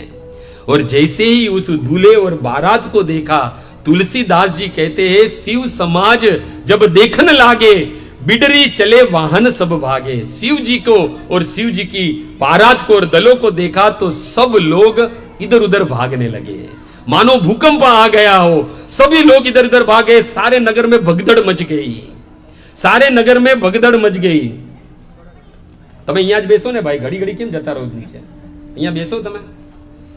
सारे नगर में भगदड़ मच गई, सब लोग जान बचाकर भागने लगे कि ये तो कैसी बारात है। सब लोग भाग रहे, तो एक बूढ़ा आदमी आया, उसने कहा कि भाई क्यों भाग रहे हो, बारात आई है, क्यों भाग रहे हो? तो कहा, कहीं काहू कहीं जाई न बाता। अरे क्या कही, ये बारात है, जमकर धार किदो बिरी आता, ये बारात नहीं, ये तो यमराज की सेना है। कहा बरू बोरा बसहु असवारा, दूल्हा तो पागल है, वो तो बेल पर सवार होकर आया है। और ब्याल कपाल विभूषण छारा, सांप कपाल और राख उसके गहने हैं। सब लोग डर के इधर उधर भागने लगे। और संतों ने गाया है, बाप रे बाप, गाइए, बाप रे बाप, अरे बाप रे बाप, अरे बाप रे बाप, कैसन कैसन भूत प्रेत, कैसन कैसन सांप, अरे अरे कैसन कैसन भूत प्रेत कैसन कैसन साप, अरे अरे अरे कौन से उदय भय आज यह पाप, अरे बाप रे बाप, अरे कौन से उदय भय आज यह पाप, अरे बाप रे बाप, ऐसी जान बच पाई मानो पुण्य के प्रताप, अरे बाप रे बाप, बाप रे बाप, अरे कोई करे भय से विलाप और प्रलाप, अरे बाप रे बाप, कोई करे भय से विलाप और प्रलाप, अरे बाप रे बाप, कोई करे आंख मूंद राम नाम जाप, अरे बाप रे बाप, अरे बाप रे बाप। सब लोग इधर उधर भागने लगे, सब लोग भागने लगे। कहां संग भूत प्रेत पिशाच जोगिनी बिकट मुख रजनी चरा। अरे ये बाराती नहीं, अरे बारात नहीं है, बारात के बाराती में क्या क्या है? भूत प्रेत पिशाच योगिना राक्षस चांडाल सब लोग भरे हुए हैं। इस बारात को देखकर यदि कोई जिंदा बच गया तो पुण्य बड़ी तेह कर ही सही। इसने बहुत ही अपने जीवन में पुण्य किए रहेंगे। जिसने जीवन में पुण्य कह रहेंगे वही इस बारात को देखकर जीवित बच पाएगा। और वही देख ही सो उमा बिहाई, वही ये पार्वती का उमा का विवाह देख पाएगा। सब लोग इधर उधर भागने लगे। और तब वहां से जो मैना है वो थाली की आरती लिए, दीपक लिए और जल का लोटा लेकर वो बारात की ओर बढ़ी। और भक्तों वर्णन है, जब मैना ने उस बारात को और शिव जी को देखा, दूल्हे को देखा, विकट वेश रुद्र ही जब देखा, गोस्वामी तुलसीदास जी कहते जब मैना ने जब शिव जी को देखा और उस बारात को देखा वो बेहोश हो गई। और कहते हैं कि उसके साथ में जो स्त्रियां आई थी, भागी भवन पेटी अति त्रासा, वो तो तुरंत ही भागने लगी और भवन की ओर जाने लगी। तब शिव जी को कुछ समझ में नहीं आ रहा है कि इतनी भगदड़ क्यों हो रही है। और अभी अभी कोई आई थी आरती की थाली लेकर, जल का लोटा लेकर, वो तो हाथ में से थाली भी गिर गई, जल का लोटा भी गिर गया और बेहोश हो गई। तो शिव जी ने नंदी से पूछा कि ये कौन है। तो नंदी कहते हैं कि इस प्राणी को सास कहते हैं, ये सास रूपी प्राणी है, इसे सास कहते हैं। जिस दुल्हन से आपका विवाह होने वाला है ना, ये उसकी मां है। तो शिव जी ने कहा उसके हाथ में से आरती क्यों गिर गई? वो जल का लोटा लेकर आया था, वो जल का लोटा भी गिर गया। तो देखो संत गण और आचार्य गण इसका बहुत सुंदर गुह्य रहस्य हमें बताते हैं। आरती लेकर आई थी मैना, दीपक लेकर आई थी। उस दीपक ने सोचा मैं इस शिव जी की क्या आरती उतारूं, किस तरह से मुझ जैसा तुच्छ दीपक इनकी आरती उतारे। क्योंकि साक्षात चंद्रमा है, वो उनके भाल पर साक्षात चंद्रमा है, वो विराजमान है। जिसके सिर पर चंद्रमा है, दीपक ने सोचा कि मुझ जैसा तुच्छ दीपक क्या उनकी आरती उतारेगा। और दीपक है वो थाल के साथ हाथ में से गिर गया। जल का लोटा लेकर आई थी, वो भी गिर गया, जो शिव जी के चरण पखारने के लिए आई थी। तो भक्तों आचार्य गण कहते हैं वो जल ने भी सोचा कि जिसके सिर पर से निरंतर दिन रात त्रिभुवन को पावन करने वाली मां गंगा प्रवाहित होती है, मुझ जैसा तुच्छ जल इस शिव जी को क्या काम में आएगा। वो जल ने सोचा कि अब मुझे इस शिव जी के काम नहीं, शिव जी के लायक नहीं हूं, काम का नहीं हूं। इसलिए जल भी जो है वो हाथ में से छूट गया और लोटे में से जल भी गिर गया। भक्तों ये है शिव जी की महिमा। भक्तों शिव जी तो तुरंत ही गए महेशु जहां जनवासा, जहां दूल्हे के रहने की जगह थी, शिव जी वहां पर चले गए। और यहां कैसे भी करके मैना को वापिस जो मूर्छित हो गई थी उसको होश में लाया गया। मैना बहुत रो रही थी, रोते रोते अपनी पुत्री पार्वती के पास गई और बड़ी जोर जोर से रोते हुए कहा कि जेही विधि तुम ही रूप अस दीना, तेही जड़ बरु बाहुर कस कीना। अरे जिस विधाता ने तुम्हें इतना सुंदर रूप दिया, वही विधाता ने तुम्हारे लिए, वो मूर्ख विधाता ने तुम्हारे लिए ऐसा बावला दूल्हा कैसे दिया। अरे जो फल कल्प वृक्ष पे लगना चाहिए था सो बर बस बबूर ही ला गई, वो जबरदस्ती बबूल के ऊपर लग रहा है।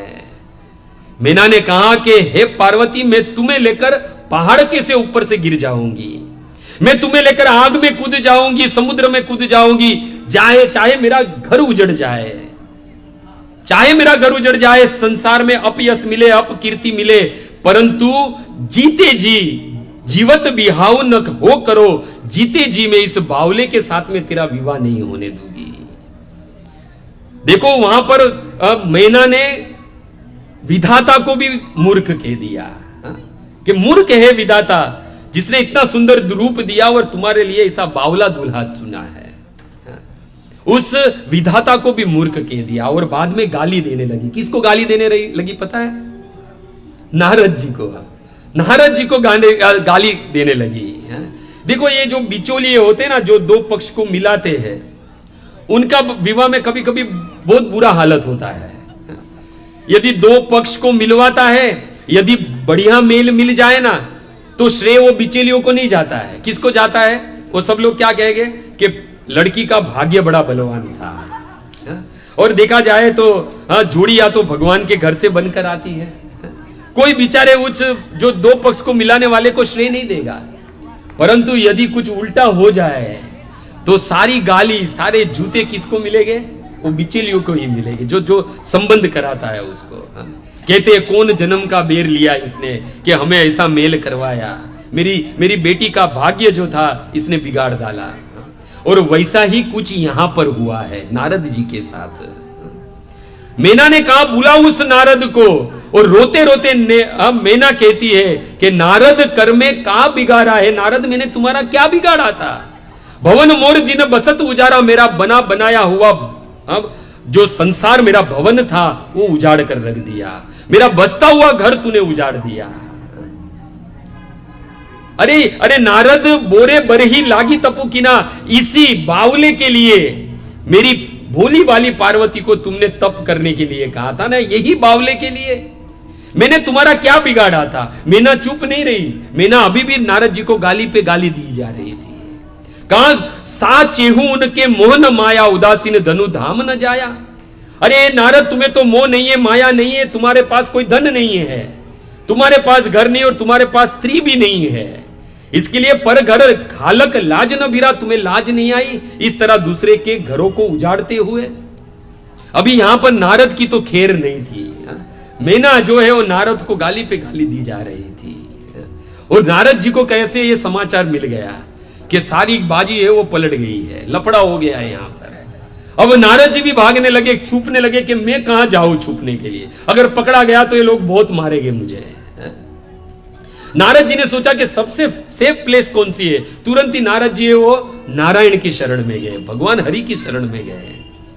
तुरंत नारायण के पास गए और हाथ जोड़ के कहने लगे अरे अच्छा खासा फंसवा दिया आपने तो मुझे, ये जूते गाली पड़ रहे हैं, हमने तो अच्छा विवाह करवाना चाहा था, देवताओं को असुर से बचने का उपाय बताना था, हम तो मेल मिलाना चाहते थे, पर यहां पर तो लड्डू कचौड़ी तो कुछ मिली नहीं, पर ये सब लोग यहां पर हमें गाली दे रहे हैं।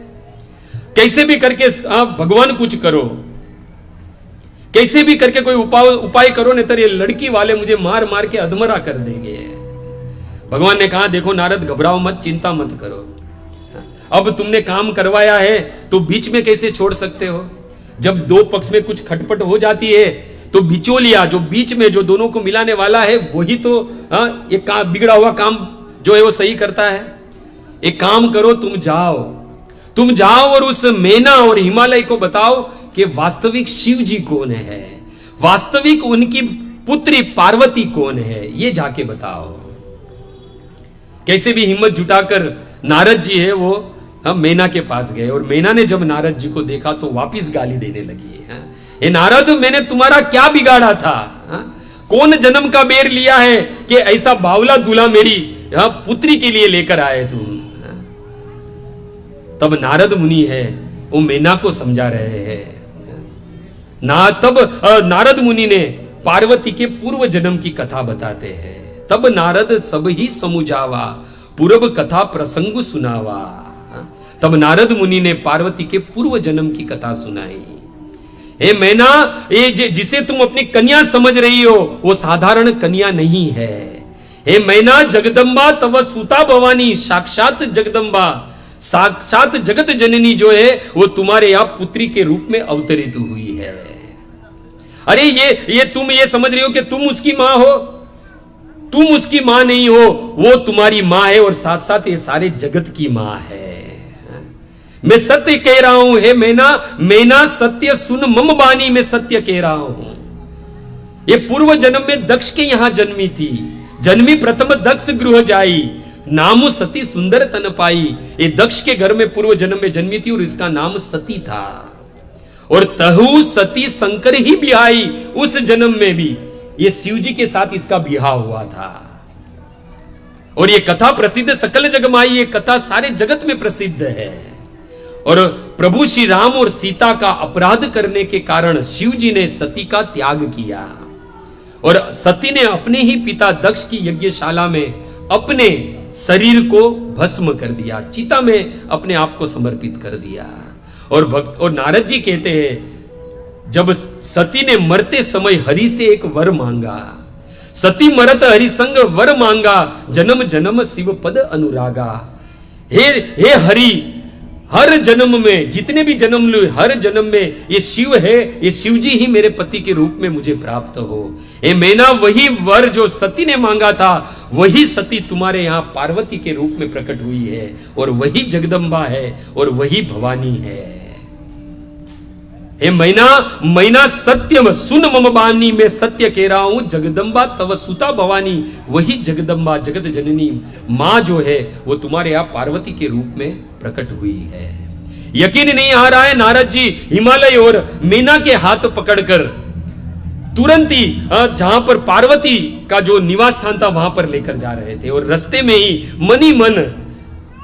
मनी मन भवानी को, जगदम्बा को प्रार्थना कर रहे थे कि हे भवानी, हे मैया, हे जगत जननी, मेरी नैया जो है वो डूबने में है, कैसे भी कर मेरी रक्षा करो और अपने माता पिता के मोह को दूर करो। और भक्तों, वर्णन है रामायण में कि जब मैना और हिमालय ने जब अपनी पुत्री पार्वती को देखा तो उस वक्त ना पार्वती का कोई और छोर नजर आ रहा था, वही अष्टभुजा सहित भवानी सी पे विराजमान थी, अष्ट शस्त्र से सभी भुजा सुशोभित हो रही थी और साक्षात जगत जननी जगदम्बा का रूप है उस वक्त पार्वती ने अपने माता पिता को दिया। बोलिए जगदम्बा भवानी की जय हो, अष्टभुजा जगत जननी दुर्गा भवानी की। और जब मैना ने और हिमालय ने अपनी पुत्री पार्वती के इस रूप को देखा तब सब कर मिटा विषादा। तुलसीदास जी कहते हैं सभी प्रकार का संशय और विषाद था वो टूट गया, दूर हो गया। और तुलसीदास जी कहते तब मैना हिमवतु अनंदे, पुनि पुनि पार्वती पद बंदे। दोनों माता पिता जो नैना और हिमालय थे वो दोनों जो है अपनी ही पुत्री पार्वती की वंदना करने लगे, कहने लगे कि हे पार्वती, हमें क्षमा कर देना, हम तुम्हें पहचान नहीं पाए, साक्षात भवानी हमारे घर पुत्री के रूप में प्रकट हुई है। और जब ये नारद जी ने देखा कि सारा जो प्रॉब्लम हो गया था वो धीरे धीरे सुलट रहा है, नारद जी ने देखा कि चलो यहां का प्रॉब्लम तो सोल्व हो गया, ये अभी मुझे गाली दे रही थी, अभी इसको कैसे भी करके मनाना पड़ेगा। जब अपनी ही पुत्री को भवानी के रूप में देखा तो मैना और हिमालय जो है वो हाथ जोड़कर नारद जी के सामने खड़े हुए कि हमें क्षमा कर दीजिए, हमसे गलती हो गई। अब नारद जी जरा कॉन्फिडेंस में आ गए। नारद जी ने कहा तुम्हारी कोई गलती नहीं है, ये सारी गलती उस दूल्हे की है, तुम्हारी कोई गलती नहीं है, सारे दूल्हे की गलती है। अरे लड़की के यहां कोई ऐसी बारात लेकर जाए कि सबके पसीने छूट जाए, ये सारी गलती उस दूल्हे की है, अभी मैं जाकर दूल्हे को ठीक करता हूं। अभी ताव में तो कह दिया नारद जी ने। और नारद जी अभी रास्ते से जा रहे तो सोचने लगे कि अभी मैं शिव जी को जाके क्या कहूं, अभी थोड़े दिन पहले ही जिन्होंने कामदेव को भस्म कर दिया है, यदि कुछ ज्यादा बोल गया तो मुझे भी भस्म कर डालेंगे। तो नारद जी ने सोचा कोई सख्त आदमी को लेकर जाना चाहिए साथ में, अगर वकील अच्छा हो ना तो हमारा केस हमारे ही फेवर में आता है और फैसला भी हमारे ही फेवर में आता है। इसलिए नारद जी किसको लेकर गए? नारायण को लेकर गए। साथ में नारायण को लेकर गए, और जैसे ही नारायण को लेकर गए और शिव जी पे हल्ला बोल दिया। शिव जी से कहने लगे, क्या महाराज, क्या कर दिया आपने? हा? ससुराल में कोई आने की रीत है? ये बेल पर चढ़कर कोई आता है? हा? और विचित्र श्रृंगार और ये भूत प्रेत की बारात लेकर आता है कोई? कहां कोई विवाह के लिए जाता है तो? अरे ये शरीर पर भस्म लगाकर आए हो, मुझे कहां होता तो मैं हल्दी लाकर देता। बोलना तो था मुझे कि तुम्हारे पास हल्दी नहीं है। पर धन्य है शिव जी भक्तों, मुस्कुराए। वैष्णव नाम यथा शंभु, साक्षात करुणा का अवतार, अपने आचरण से सिद्धांत प्रकट करते हैं। कहते हैं, नारद मैंने भस्म क्यों लगाया है जानते हो? संसार में जितने भी दूल्हे शादी में जाते हैं तो हल्दी लगा कर जाते हैं, पर मैं भस्म लगा कर गया। क्यों नारद? क्योंकि मुझे याद रहे कि शादी में, भोग विलास में ये न मैं भूल जाऊं कि ये शरीर है वो एक ना एक दिन भस्मीभूत हो जाने वाला है। मैं हमेशा कहता हूं ये पैकिंग बड़ा अच्छा है, परंतु इसके अंदर का माल पूरा चाइना का है, ये समझ लेना।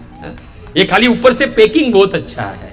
शिव जी अपने आचरण से बता रहे हैं कि शरीर को सजाने दजाने में हम पूरा जीवन व्यतीत कर देते हैं,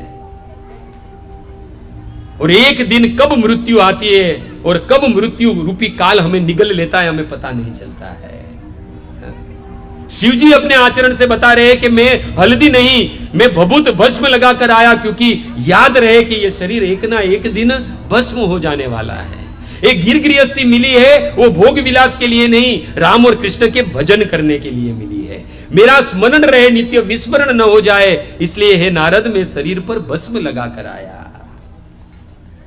नारद जी ने कहा, चलो ठीक है, भस्म लगा कर आए, कम से कम घोड़ी पे तो बैठ कर आना था, ये बेल पर बैठ कर आए। समझ में नहीं आता है कि ब्याह में घोड़ी पर बैठ कर आते हैं। धन्य है शिव जी भक्तों, यहां पर पुनः अपने आचरण से सिद्धांत प्रकट करते हैं। शिव जी ने कहा कि संसार के सारे दूल्हे वो घोड़ी पर बैठकर आते हैं, और घोड़ी किसका प्रतीक है? काम का प्रतीक है। और जिसने भागवत सुनी है, बेल किसका, वृषभ किसका प्रतीक है? धर्म का प्रतीक है भक्तों। जैसे गौ माता है वो पृथ्वी का प्रतीक है। शिव जी ने कहा कि इस संसार में जितने भी दूल्हे जाते हैं घोड़ी पर बैठकर जाते हैं, पर मैं है ये वृषभ बेल पर बैठकर आया, क्योंकि मुझे याद रहे कि गृहस्थी में कभी भी मैं धर्म के मार्ग से विचलित न हो जाऊं। अरे ये जिस गृहस्थी में बराबर जानते थे शिव जी के, जिस गृहस्थी में धर्म का पालन होता है तो भौतिक गोविंद, वहां पे ही राम और कृष्ण का वास होता है। इसलिए शिव जी ने कहा मैं घोड़ी पे नहीं, मैं बेल पर बैठ कर आया। नारद जी ने कहा ठीक है, पर ऐसा बेहाल रूप लेकर के आने की जरूरत थी। सब लोग डर के मारे भागने लगे, मानो भूकंप आ गया हो इस हिमालय में। अभी तक कोई भी घर से बाहर नहीं निकला है, सब लोग डरे हुए हैं। देखो, देखा जाए तो शिव जी बड़े सुंदर है। इस संसार में दो ही व्यक्तियों के आगे सुंदर लगा है। एक तो हमारे कृष्ण, क्या नाम है उनका? श्याम सुंदर, उनके आगे सुंदर लगा है, और दूसरा शिव जी के आगे है। सत्यम शिवम सुंदरम, सत्यम शिवम सुंदरम। इस संसार में यदि कोई सुंदर है तो दो ही व्यक्ति है, एक हमारे कृष्ण श्याम सुंदर और दूसरे है वो शिव जी भक्तों। तब नारायण ने कहा मुस्कुराते हुए कि शिव जी आप तो बड़े सुंदर हो, ऐसा रूप लेकर आने की क्या जरूरत थी? कि सब लोग भय के मारे घर में घुस गए। तब शिव जी पुनः यहां पर सिद्धांत प्रकट करते हुए कहते हैं कि हे प्रभु, मैं ऐसा रूप लेकर क्यों आया, मैं ऐसी बारात लेकर क्यों आया? क्योंकि विवाह के पूर्व ये सारे हिमाचल वासी, ये सारे हिमालय के नगर वासी जो है वो थोड़ी देर आपका नाम ले ले, थोड़ी देर आपका स्मरण कर ले। हे प्रभु, इसके लिए जगत में सब लोग सीधे सीधे तो आपका नाम नहीं लेने वाले हैं। राम का नाम तो कोई सीधा सीधा नहीं लेने वाला है, पर यदि भय दिखाएंगे तो तुरंत ही राम का नाम लेंगे। हमें कभी भय लगता है तो हम तुरंत गाने लगते हैं ना, जय हनुमान ज्ञान गुण सागर, जय कपीसती उलोक उजागर। तो यहां पर शिव जी कहते हैं मैंने सोचा कि इन लोग को सबसे पहले मृत्यु के दर्शन करवा दूं, ताकि इनकी जीवा पर राम नाम आ जाए। यहाँ पहले कीर्तन हो जाए, यहाँ पर पहले प्रभु आपके नाम का भजन हो जाए और यहाँ पर राम जी और श्याम जी का स्मरण हो जाए। इसलिए हे प्रभु मैंने ऐसा रूप धारण करके आया, ऐसी बारात लेकर आया। हमने सुना ना पद में, कोई करे भय से विलाप और प्रलाप, कोई करे आंख मूंद राम नाम जाप।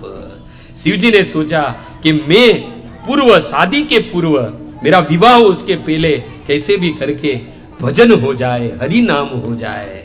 भक्तों यही वास्तविक शिव जी से हमें सीखना है। कभी भी जीवन में शुभ कार्य करने के लिए निकलो तो सबसे पहले हमें हरि का, राम का, कृष्ण का, विष्णु का हमें स्मरण होना चाहिए। और आज हमने ये भी प्रोग्राम जो शुरू किया, आज का जो दिन है बड़ा पवित्र, परम पवित्र दिवस है, उसमें भी हमने भगवान के नाम को पहले याद किया, भजन गाया। माता जी ने बड़े ही सुंदर तरीके से यहाँ पर पहले भजन गाए। कोई भी शुभ कार्य करने से पहले हरि का स्मरण करना चाहिए। इसलिए कहा प्रभु क्षमा कर देना, शिव जी कहते हैं कि इस प्रकार इस वेश धारण करके इसी विचित्र बारात लेकर आया तो क्षमा कर देना। भगवान बड़े प्रसन्न हो गए, धन्य है मेरा भक्त। इसलिए तो शिव जी सबसे ज्यादा, भगवान को शिव जी सबसे ज्यादा प्रिय है। तब भगवान नारायण ने कहा, हे शिव जी अब आप अपने मूल रूप को प्रकट कीजिए।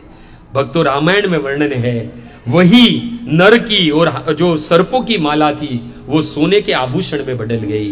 जो बिच्छू रूपी कुंडल लगे हुए थे वो तुरंत ही मकरादी सोने के कुंडल बन गए। वही जटा मुकुट थी, वहां पर सोने का मुकुट आ गया। और शिव जी ने अपना वास्तविक रूप जो कर्पूर गौरम है वो रूप को धारण किया। और जब इस रूप को नारद जी ने देखा तो नारद जी बड़े प्रसन्न हुए। नारद जी दौड़ते दौड़ते मैना के पास गए कि जो तुमने देखा था वो तो नकली दूल्हा था, नकली बारात थी, अब चलो मेरे साथ में, अब मैं तुम्हें दिखाता हूं कि वास्तविक शिव क्या है।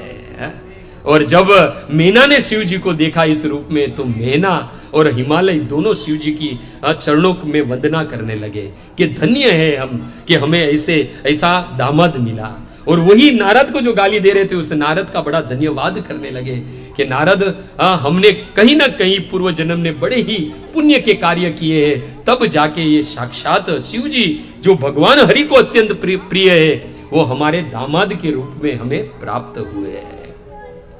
और इस प्रकार सभी देवताओं को आदर सहित आसन दिया गया। सारी बारात जो है वो हिमालय की ओर बढ़ी। वहां पे सुंदर मंडप सजाया गया था, वहां पर उस बारात को लेकर गए। ऐसा वर्णन है कि सुभग सुमंगल गाव ही नारी, सुंदर सुंदर स्त्रियां जो है वो विवाह के मंगल गीत गाने लगी और पार्वती को सुंदर सजाकर लग्न मंडप में लाया गया। गोस्वामी तुलसीदास जी कहते हैं, देखत रूप सकल सुर मोए, उस पार्वती का रूप देखकर समस्त जो देवता थे वो भी मोहित हो गए। जगदम्बिका जानी भव भामा, सुर ही मन कन्ही प्रणामा। सारे देवताओं ने इस शिव जी और पार्वती जो साक्षात भवानी थी मनी मन उन्होंने उनको प्रणाम किया, वंदना की भक्तों। और सारा विवाह जो है वो उसकी विधियां प्रारंभ हुई। हम सब जानते हैं, देखो यहाँ पर बारात में कौन कौन थे? नारद जी थे, वो तो बिचौलिया थे, बीच वाले थे जो ये सारा विवाह के दो पक्ष को मिलाया था। ब्रह्मा जी है वो पिता के रूप में थे और नारायण थे वो मित्र के रूप में थे। पहले विवाह के समय जब तय हुआ शिव जी का विवाह तो सहबाला होता है। सहबाला मतलब समझते ना कि दूल्हे के पीछे एक बैठता है कोई, उसे सहबाला कहते हैं। तो सब लोग ने क्या तय किया कि सहबाला जो है वो भगवान नारायण को बनाया जाए। देवताओं ने कहा कि देखो नारायण को पीछे बिठाया जाए, सहबाला बनाया जाए तो हम आपके बाराती बनेंगे। तो शिव जी ने कहा नहीं नहीं, नारायण को मैं सहबाला नहीं बना सकता हूं। अगर नारायण को सहबाला बनाया तो मेरी शादी होते होते रह जाएगी। ये वरमाला इनके गले में ही पड़ेगी, मेरे गले में नहीं पड़ेगी और मैं विवाह मंडप से बिना दुल्हन लेके निकलूंगा। इसलिए मुझे इन्हें सहबाला नहीं बनाना है। और सारे देवता लोग ये रूठ गए कि यदि हरि को सहबाला नहीं बनाना है तो हमें आपकी बारात में नहीं रहना है।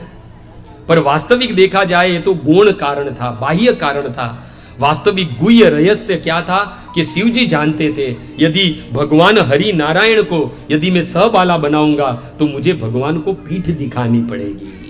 और जो भगवान के जो भक्त होते हैं कभी भी भगवान को पीठ नहीं दिखाते हैं। शिव जी ने इसके लिए नारायण को सहबाला नहीं बनाया और अकेले ही अपने गणों के साथ में बारात में गए। और बारात की विधि बाद में विवाह की विधि है वो शुरू हुई। अभी यहां पर तो देखा हमने कि नारद जी ये बिचौलिया, ब्रह्मा जी वो पिता के रूप में थे और भगवान हरि जो है वो मित्र के रूप में थे। अभी वहां पर तो हिमालय के पुरोहित थे, तो यहां पर शिव जी की ओर से कौन पुरोहित थे? सप्त ऋषिया। ये जितने भी सप्त ऋषि है वो शिव जी की ओर से पुरोहित थे। और बाद में दोनों पुरोहित सामने सामने बैठे और विवाह की विधि होने लगी। और हम सब जानते हैं विवाह में 3 पीढ़ियों का नाम लिया जाता है, तब जाके विवाह है वो संपन्न होता है। तो यहां से सप्त ऋषियों ने हिमालय के 3 पीढ़ी के बारे में पूछा, तो तुरंत ही उन्होंने फटाफट अपने 3 पीढ़ियों के बारे में बताया, उनके पिता उनके पिता उनके पिता के नाम बता दिए। अब बारी आई शिव जी की। अब बारी आई शिव जी की। वो मेना के उस हिमालय के पुरोहित ने पूछा कि आपके पिता का नाम। तो शिव जी तो सिर खुजाने लगे कि मेरा पिता कौन? मेरा बाप कौन? मैं तो सबका बाप हूं, मेरा बाप कौन? तो सोचा कि ब्रह्मा जी की भ्रिकुटी से मेरा प्राकट्य हुआ है, तो चलो ब्रह्मा जी को ही पिता बना लेते हैं। तो क्या मेरे पिता ये ब्रह्मा है? तो कहा चलो आपके पिता ब्रह्मा है, उनके पिता कौन? दूसरी पीढ़ी। तो शिव जी ने सोचा कि भाई भगवान की ही नाभि कमल से ब्रह्मा जी की उत्पत्ति हुई, इसलिए ब्रह्मा जी के पिता कौन हुए? नारायण। बाद में कहा कि आपके पिता का नाम हुआ, उनके पिता का नाम हुआ, उनके पिता का नाम क्या? यानी नारायण के पिता का नाम क्या? तो शिव जी ने कहा वो तो बेनाम है, हमें भी पता नहीं है, जिस दिन पता चलेगा चिट्ठी लिखकर भेज देंगे आपको, हमें पता नहीं है। हाँ, क्योंकि भगवान तो अजन्मा है। हाँ? भगवान भगवत गीता में कहते हैं हाँ? कि माता धाता पिता मह, हाँ? ये सारे जगत का हाँ? मैं पितामह भी मैं ही हूं। इस प्रकार से विनोद हो रहा था ये सारे विवाह के उसमें। और बाद में इस विवाह की विधि शुरू हुई। और बाद में विवाह की जब विधि हुई तब पार्वती का और शिव जी का हाथ एक दूसरे के हाथ में दिया गया, पानी ग्रहण हुआ। और भक्तों ऐसा वर्णन है उस वक्त मुनि अनुशासन गणपति ही पूजे हु शंभु भवानी। उस वक्त शिव जी और पार्वती ने गणेश स्थापना की थी, यानी गणपति की पूजा की थी। तो प्रश्न उठ सकता है यहां पर कि शिव जी और पार्वती के पुत्र गणेश है, तो शिव जी और पार्वती के विवाह में गणेश जी कैसे स्थापना हुई? रामायण कहते हैं भक्तों, क्योंकि गणेश जो है वो किसी व्यक्ति का नाम नहीं है, एक पोस्ट का नाम है। जैसे हमारे यहाँ प्राइम मिनिस्टर एक पोस्ट का नाम है और उस पर अभी नरेंद्र मोदी जी बैठे हुए हैं, वैसे गणेश एक पोस्ट का नाम है। किसी दिन गणेश चतुर्थी आएगी, गणेश उत्सव होएगा, उस दिन इसको विस्तार से व्याख्या करेंगे। आज तो शिव जी की महिमा गाने बैठे हैं। तो शिव जी और पार्वती के विवाह में गणेश जी की स्थापना की, क्योंकि विघ्न हरता है, वो सारे विघ्नों को हरने वाले और शुभ मंगल प्रदान करने वाले हैं। इस प्रकार जो पार्वती का शिव जी के साथ में विवाह संपन्न हुआ भक्तों, सभी देवता जो है वो बड़े प्रसन्न हुए और आकाश में से पुष्पों की वृष्टि होने लगी और सभी लोग शिव जी और पार्वती का जय जयकार करने लगे। तीनों लोक में शिव जी और पार्वती की जय जयकार होने लगी। और भक्तों, और बाद में हम सब लोग जानते हैं कि बड़े ही प्यार से अनेकों धन संपत्ति, बहुत सारे आभूषण रत्न देकर मेना और हिमालय ने अपनी पुत्री पार्वती को विदा किया। और बाद में वो बारात जो है वो कहाँ चली? वो कैलाश की ओर चली बात। और सारे देवता है वो अपने अपने घर लौटे और सब लोग ने बड़े ही मंगल गीत गाए इस शिवजी और पार्वती के विवाह में भक्तों। और बाद में बड़ी ही सुंदर तरीके से एक गृहस्थी है, वो कैलाश में शिवजी और पार्वती अपने गणों के साथ में वास करने लगे। और 2-3 दिन विवाह के बीते थे और पार्वती जी है वो शिव जी के पास आई और शिव जी से कहा कि प्रभु, मन में एक कामना हुई है, एक इच्छा है, अगर आप बोलो तो मैं व्यक्त करूं। शिव जी समझ गए कि 2-3 दिन हुआ है, विवाह हुआ है, तो कहीं इसे बाहर घूमने जाना होगा। शिव जी ने कहा, बोलो देवी तुम्हें क्या चाहिए? उस वक्त धन्य है ये गृहस्थी भक्तों। उस वक्त पार्वती ने कहा कि हे स्वामी, मैं राम कथा सुनना चाहती हूँ, मैं चाहती हूँ इस कैलाश पे राम कथा हो। धन्य है गृहस्थी जहां पर शादी के बाद काम कथा होती है, पर धन्य है गृहस्थी यहाँ पर काम कथा नहीं, राम कथा हुई। और भक्तों, जब शिव जी ने सुना तो शिव जी बड़े प्रसन्न हो गए। शिव जी ने कहा, धन्य धन्य गिरिराज कुमारी, तुम समान नहीं कोई उपकारी। हे पार्वती, हे गिरिजा, हे हिमालय की पुत्री, इस तीनों लोक में, इस सारे भूमंडल में, इस सारे संसार में तुम जैसा ये शिव का कोई उपकारी नहीं, क्योंकि पूछे हूं रघुपति कथा प्रसंगा, सकल लोक पावन ही गंगा। आज तुमने भगवान राम की कथा सुनने की जिज्ञासा प्रकट की है, तुमने इस शिव को धन्य नहीं धन्याति अति धन्य कर दिया है। सारे कैलाश में धुंध भी बजने लगी, बड़ा पंडाल सजा और सभी प्रकार के सारी सजावट हुई और एक सुंदर आसन बनाया गया जहां पर साक्षात शिव जी को बिठाया गया। और शिव जी जो है इस संसार को यदि रामायण मिली है तो सर्वप्रथम रामायण किसकी कृपा से मिली है? उस पार्वती की कृपा से। भक्तों, पार्वती को जिज्ञासा हुई, पार्वती ने उस वक्त शिव जी को 9 प्रश्न पूछे थे और एक एक करके शिव जी ने वो प्रश्न का एक एक दिन में उत्तर दिया। इसलिए जो राम कथा होती है वो 9 दिन की होती है और भागवत कथा होती है वो 7 दिन की होती है, क्योंकि परीक्षित महाराज को 7 दिन शेष बचे थे उनके जीवन में। इसलिए भागवत कथा जो है वो 7 दिन की होती है और राम कथा जो होती है वो 9 दिन की होती है, क्योंकि जो प्रश्न थे, जो जिज्ञासा थी पार्वती की, वो 9 प्रश्न थे और शिव जी ने एक एक करके उस प्रश्न के उत्तर दिए, जिसे राम कथा कहते हैं। और इस संसार को भक्तों सर्वप्रथम राम कथा अगर किसी ने प्रदान की है तो जगत जननी मां भवानी साक्षात पार्वती उमा ने दी है भक्तों। और जब शिव जी ने जो उस आसन पर विराजमान हुए, व्यासपीठ पर विराजमान हुए और शिव जी राम कथा शुरू की और शिव जी को समाधि लग गई और शिव जी ने समाधि में गाया, मंगल भवन अमंगल हारी, मंगल भवन अमंगल, मंगल भवन अमंगल हारी,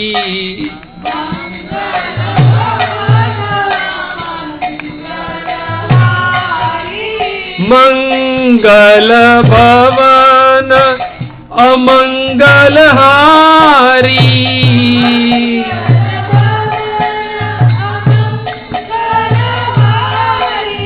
द्रवहु सुदशरथ अजीर बिहारी,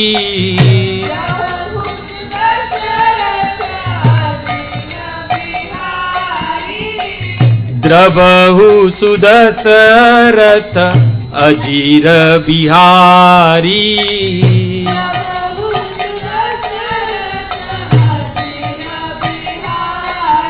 हरे कृष्णा हरे कृष्णा कृष्णा कृष्णा हरे हरे, हरे राम हरे राम राम राम हरे हरे, हरे कृष्णा।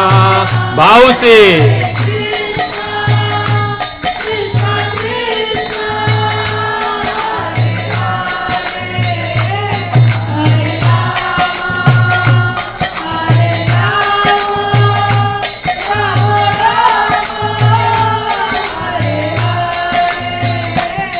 हरे कृष्णा कृष्णा कृष्णा हरे हरे, हरे राम राम राम हरे हरे। भाव से गाइए सब लोग, शिव जी को प्रसन्न करना है आज, तो राम का और कृष्ण का नाम तो लेना ही पड़ेगा। भाव से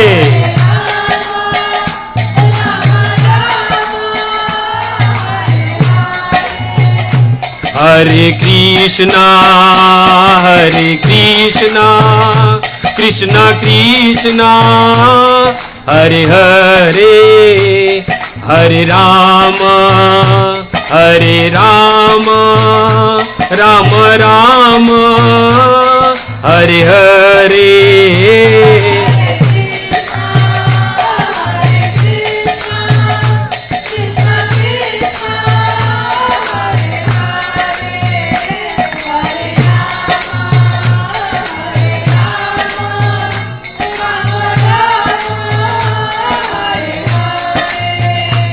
हरे कृष्णा कृष्णा कृष्णा हरे हरे, हरे राम राम राम हरे हरे।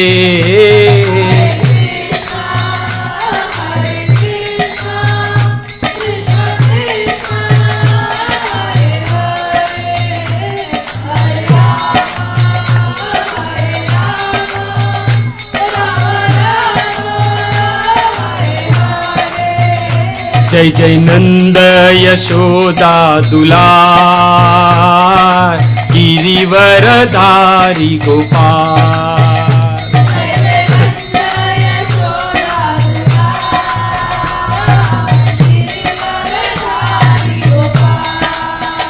जय जय नंद यशोदा दुलार,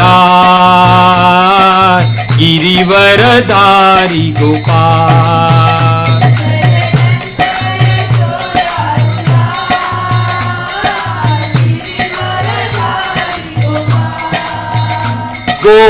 गोपाल गोपाल गोपाल गोपाल।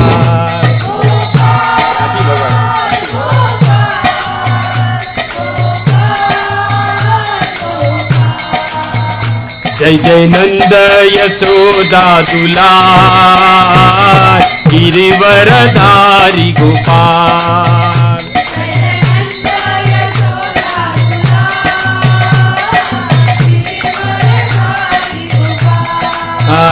जय जय नंद यशोदा दुलार, गिरिवरधारी गोपाल।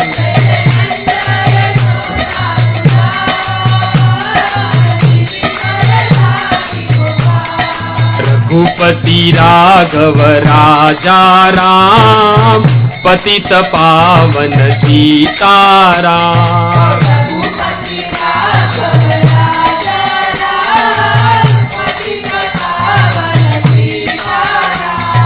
रघुपति राघव राजा राम, पतित पावन सीताराम।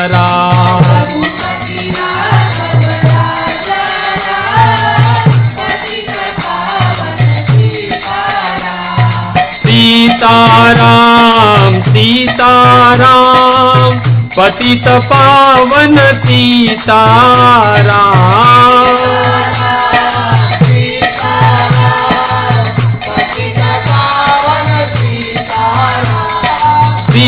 सीताराम सीताराम, पतित पावन सीताराम।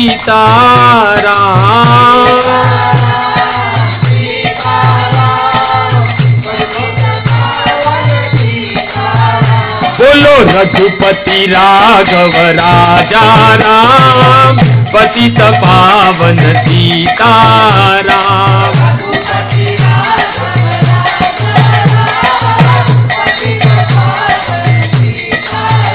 हरे कृष्णा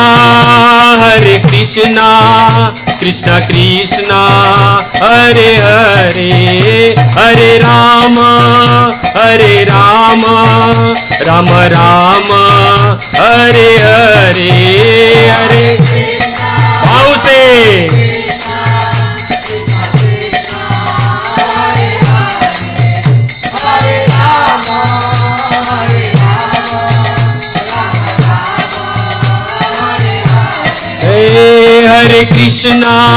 हरे कृष्णा कृष्णा कृष्णा हरे हरे, हरे राम राम राम हरे हरे।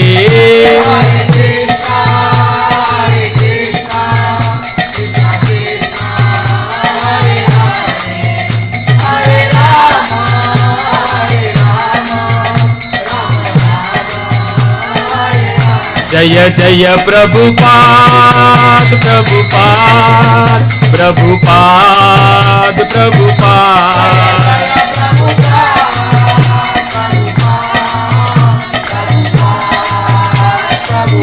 नित्य गौर हरि बोल हरि बोल,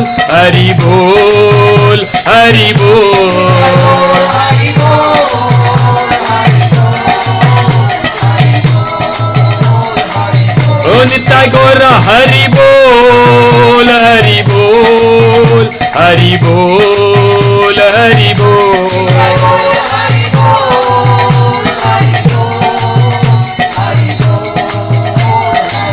युग धर्म हरि नाम संकीर्तन की जगत गुरु शील प्रभुपाद की जय। सभी भक्त वृंद की जय। नामाचार्य हरिदास ठाकुर की प्रेम से बोलो जय श्री कृष्ण चैतन्य प्रभु नित्यानंद श्री अद्वैत गदाधर शिवासादि श्री गौर भक्त वृंद की जय। हरे कृष्णा हरे कृष्णा कृष्णा कृष्णा हरे हरे हरे राम राम राम हरे हरे। तो खूब खूब धन्यवाद आप सभी भक्तों का कि आप सब लोग यहाँ पर शांति पूर्वक हमने भगवान शिव जी की महिमा गाई। उनकी विवाह में हम सब लोग बाराती भी बने और सब लोग ने बड़े धूमधाम से शिव जी का विवाह भी देखा। अब विवाह के बाद होता है भोजन, तो सबके लिए भोजन भी तैयार है, इसलिए चिंता करने की जरूरत नहीं है। और पुनः आप सभी भक्तों का धन्यवाद करूंगा कि आप सब लोग यहाँ पर आए, अपना कीमती समय निकाल कर। यहाँ पर गजेंद्र प्रभु ने 3-4 बार अनाउंसमेंट किया कि ये प्रभु जी अपना कीमती समय निकाल कर यहाँ पर हमें भगवत कथा श्रवण करवाने के लिए आए। पर वास्तविक देखा जाए तो वास्तविक शिव जी की दृष्टि से कहूं तो शिव जी भी धन्य कब हुए जब पार्वती जी ने जिज्ञासा की, यानी श्रोताओं ने। तो धन्य वक्ता तब होता है जब श्रोता आते हैं। और मैं कोई अपना कीमती समय निकाल के यहां नहीं आया हूं। कीमती समय तो ये 2.5 घंटा जो हमने भगवान की कथा सुनी, वास्तविक वो कीमती समय है जिसमें हम सब लोग ने भगवान की कथा का श्रवण किया। तो खूब खूब पुनः धन्यवाद आप सभी भक्तों का। यदि कथा के दौरान कोई त्रुटि रह गई हो, कोई शब्द का प्रयोग उचित समय उचित स्थान पर न हुआ हो, तो आपका सेवक आपका दास समझकर क्षमा कर देना। हरे कृष्णा।